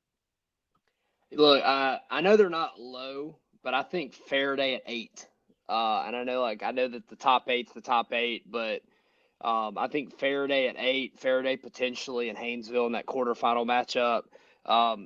Faraday started off really hot. Had kind of a stumble there towards the end, but Faraday is just such a consistent program, and I think that they're the kind of program that like when you see the brackets come out, even if you're the 1 seed, you're like, oh man, like we could have Faraday in 2 weeks. Like that's a really tough matchup. Now, luckily for Haynesville, it'll likely be a home game. But Faraday's only losses this year are to a couple of really good programs. They lost to Mangum, Oak Grove, and OCS. That district is really tough. And so I think Faraday at 8 could be the team to potentially cause some problems. I'll mention that Franklin team just as a particularly low seed in this bracket that is so used to the top 8 seeds advancing. Franklin has been a solid team with some big playoff wins in recent years. They don't have a long trip to open the playoffs against White Castle. I'm not sure that the Hornets even go beat the Bulldogs, but I think they're capable of it. And if they do, then things get interesting where you have a little bit more experienced of a program in recent years in Franklin going to DeQuincy, and then suddenly you have a chance to, pull an upset and get to the quarters. Again, I don't know that I'm picking all these things to happen, but Franklin is one that kind of catches my attention as a double-digit seed. In D4 select, I don't know if you have one that pops out to you particularly low. I know we talked about before the 11 through 13 in this bracket of Ouachita Christian, Kentwood, and Southern Lab is a trio of blue bloods all outside the top 10. Yeah, I'm gonna be a little bit different from even those three. I'm looking at 15 Opelousas Catholic. Opelousas Catholic in recent years has been just so consistent. They've produced elite talent. Keon Coleman, who's now playing for Buffalo. If I'm not wrong on that, I believe he's an Opelousas Catholic grad. Mm-hmm. Two sports star there. Obviously was a stud at Florida State. LSU fans will never forget him having just a huge night against LSU to open the season last year. Early round pick of the Bills, is off to a really good start in the league. But Opelousas Catholic, they get a rematch against Westminster, and you know that they're excited about it. Westminster was one of their few slip-ups this year. I think both of those teams are a tough matchup for Ascension Catholic in the second round. And so I'm going to look at 15 Opelousas Catholic. That's a nice one. And that's a team that if they do win, they would have a rematch with an Ascension Catholic team. That Ascension Catholic won that second round game last year pretty handily, but it was another track meet for a while where they combined for 120 points or whatever it was in the second round. And then that trio, I do think that we are pretty likely to see a couple, if not all three, of OCS, Southern Lab, and Kentwood make quarterfinal runs, potentially see one or two of them get to the semis or beyond. And so that trio, and then, as you mentioned, Opelousas Catholic is a team that is a little bit lower seeded probably than it would have been if they had been healthy all year. But they're getting healthy now at the end of the season and have a chance to make some notable noise there. In D3 non-select, looking at some of the lower seeds that have a chance, we talked about a couple of these double-digit seeds when we were talking about that D3 non-select bracket. And I guess if I'm going to take one, I look at the winner of that Marksville at 18 and 15 Lauraville matchup, because I think Lauraville in particular, with the familiarity with that 2 seed in ERAF, if Lauraville wins at home in round 1, things could get really interesting in round 2, and suddenly Lauraville is in the mix for can they get to the quarters or beyond. Yeah, the team that kind of pops out to me in that mid tier of rankings is number 13 Westlake. Westlake 6-4 on the year, really really tough district. Tough schedule just in general. They play Erath, a 1 point loss there for them. A 1 point loss to Iota, who's a top 10 seed. Now they did have a very tough night against Jennings to wrap up the regular season. But I think they have a really good matchup in Crowley in the first round to start off with a win. I think they match up pretty well with Kinder there in that second round game. So I think Westlake's kind of my team that I think can make a little bit of a quarterfinal noise in Division III non-select. I have them tentatively penciled in as a quarterfinalist in my bracket. Coach Richardson and company doing some work out there in Westlake. In Division III select, I mean, there's some options here. I guess looking as far down as I would see making a notable run is, I mean, I think Calvary Baptist honestly makes another deep run, but De La Salle as a 14 seed is so notable to me and plays a different style of football from what a lot of that Calvary schedule may have looked like. And so the Cavs going up there potentially in round two, we mentioned we were talking about this bracket as a whole, not what Coach Guin and Coach Miller and all those guys up there necessarily wanted to see from their first playoff matchup, but De La Salle is a team that came into this year with expectations of competing for a state championship. And so here they are as a 14 seed and trying to chase that mission from a little bit of a lower seed than maybe expected, but still a really capable team. For me, it's the 12 seed Amite Warriors. I know that they're kind of a traditional blue blood program. This year they're the 12. They go 7-3. They start off with 0-2, a 7-point loss to 1 seed Franklinton. They kind of have a double-digit loss to Hammond, who is a 16 seed in that Division I bracket. And then they string off a bunch of lopsided wins. Fall short in week 10 to Sumner in a 2-point game, a really, really good game. I think that first matchup that they have with Sarah Reed should go in their favor. And then them and Bunkie. I think them and Bunkie in the second round. We're going to find out how good Bunkie is really, really fast because this Amite team is loaded with athletes like they always are, and this Amite team is battle-tested against a 4 seed in Sumner and a 1 seed in Franklinton, two teams that they lost to, by a combined 9 points. Yeah, that's a great one. Amite could very, very easily, you look up and they're back in the semifinals with the way a couple of these matchups lay out. And I'd be really intrigued to watch it, an Amite and Bunkie second round or either one of those teams versus Jules Sumner in the quarters. As we head over to D2 and get to kind of the back half of these brackets, just shout out a couple of people again in the comments. Malcolm Evans with a big shout out for Neville High. 25th Dynasty mentioning Lowell Narcisse, the first-year coach at Ascension Catholic. He thinks he's a difference for those guys this year. Mentioning also Coach Richardson, who's at Westlake now with the state championship background over at Welsh. And my guy Carl Dunn wants to know which BR team will advance the farthest in the playoffs. I think we'll be hitting on a couple of those here shortly, including a Catholic High team that you obviously know pretty well as a part of that program. And I've watched as much as anyone through the years as they're trying to repeat as state champions in always challenging Division I select. I think they're certainly one of those teams again in the mix to be as deep of a run and as high of a chance at bringing it home as just about anyone. But the D2 non-select side, low seeds that stand out. Again, we hit on some of those.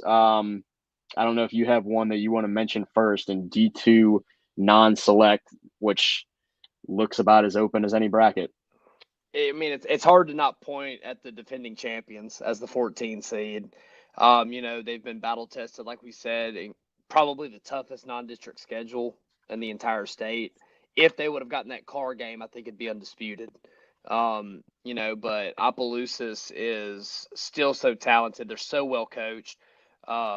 And that they are battle tested. They're ready to make a run. And then their district mate, 18 seed Cecilia, is another one that I think could give Lutcher everything they want in that second round. Those two could end up being a state championship rematch in this year's semifinals, and I would not be the least bit surprised if it plays out that way. Two teams that I love and think have potential deep runs in them again this year. But obviously, we talked about it before, a brutal bottom half of that bracket. And just to mention another team or two and see how low I can go with some of these seeds. Wassman is a 21 seed, has an interesting first round matchup with Minden. Wouldn't be surprised if Coach Cahey and company can put together a nice run this postseason if they can go west and come away with a win, and then potentially have an opportunity to host a second round game against an Iowa team they saw earlier this year. We'll see how some of that stuff shakes out. And that DeRitter team as a 22 seed faces the Cinderella last year as a 22 seed Northwest team right off the bat. And I think DeRitter is capable of making some noise in this bracket. In D2 select, any pop out right away in terms of the lower seeds? I'll be quick before my wife leaves me. 13 seed Estruma. Coach Sid Edwards, a staple in the Baton Rouge area. Like I said earlier, when their defense has been really solid all year, when their playmaker can get rolling, then they are really dangerous. And I think the only thing that can stop Estruma is Estruma. I don't think it's the opponents. I think they'll beat Booker T. Shreveport in the first round. I think they'll upset Haynes Academy in the second round if their offense can get rolling. And then you're looking at Estruma Madison Prep potentially in the quarterfinals. And how awesome would that be for Baton Rouge? We don't get a ton, you live in this area. We don't get a ton of EBR matchups that deep into the playoffs. And so the opportunity to have Madison Prep and Estruma, I think it'd be great for the city. Two really good programs, both very well coached. So I think Estruma is the team that is. I'm willing to put my stamp on them being a quarterfinal team right now. I like that one. I will pick that for all the same reasons, including the brevity aspect of getting you out of here in the next couple minutes. But yeah, Kyrie Paul is as talented as anybody, and if you're not prepared to hem him in some, he can go crazy in a hurry. In D1 non-select lower seeds, most of the teams are really capable teams. And then even into those low 20s where we mentioned a Walker that was a state quarterfinalist a year ago, Ouachita that has some history and is battle tested through a really tough bracket. I'll mention that West Monroe team once again, a 21 seed. I don't know how Parkway and West Monroe shakes out, but I think either one of those teams is capable, if they win that one, of suddenly being a quarterfinalist or semifinalist. When you look at the second round, probably a Mandeville team without its top player, still a really capable Skippers team, but a little bit of a different looking Skippers team without Nate Shepard available. And then, potentially physical quarterfinal matchup with a Central or a Denham. But yeah, the West Monroe Rebels as a 21 seed really stand out to me amongst some lower seeds. Yeah, I think Zachary would be a cop out if I mentioned them as a lower seed. So I'm gonna go with Westgate as the 18. Westgate's been really, really good for the past 5-6 years. They're facing a Santa Maula team that had kind of an up and down season in that really competitive Ascension Livingston district out there with some of the teams you just mentioned. Westgate, 2 losses on the year to Turlings and STM, both pretty lopsided in favor of their opponents. But they were able to bounce back and rattle off a good streak of wins to end the season. We know that Westgate has a ton of athletes, and I think that if those athletes get loose, that they can be a really tough out for Santa Maula in the first round and then potentially Airline there in the second. And then as we turn into Division I select to wrap it up and look at some lower seeded teams, we do have a comment asking about St. James, who we talked about before, the 1 seed in the Division III non-select bracket. A young team this year, but a really talented team that I think has a chance at going right back to the Dome where they were a year ago and competing for a state championship. Again, that's the Division III non-select number 1 seed St. James. So, a team right here outside the Baton Rouge area that has a chance to go compete for a state championship again this year. And then D1 select, those 4 seeds atop this bracket would make for phenomenal semifinal and final matchups if we get the top 4 seeds, but there are some really good lower seeded teams. And I guess from my perspective, I look at that 18 Evangel team that we talked about already, with as much firepower as anyone in the state behind Pop Houston. They could get really interesting as they find their stride a little bit late in the season. And then if we're going to talk about Evangel, we might as well talk about John Curtis, the two perennial powers years back, where it seemed like it was tough for anybody to beat him. John Curtis, on the flip side, replaces a lot offensively this year, but their defense has been really, really stout, and so they can get into some really low-scoring games where it's just, a team finds the end zone, and that's the team that comes out of that game as a winner, and they have a familiar foe in Brother Martin that they already beat this regular season, the 19-seeded John Curtis Patriots.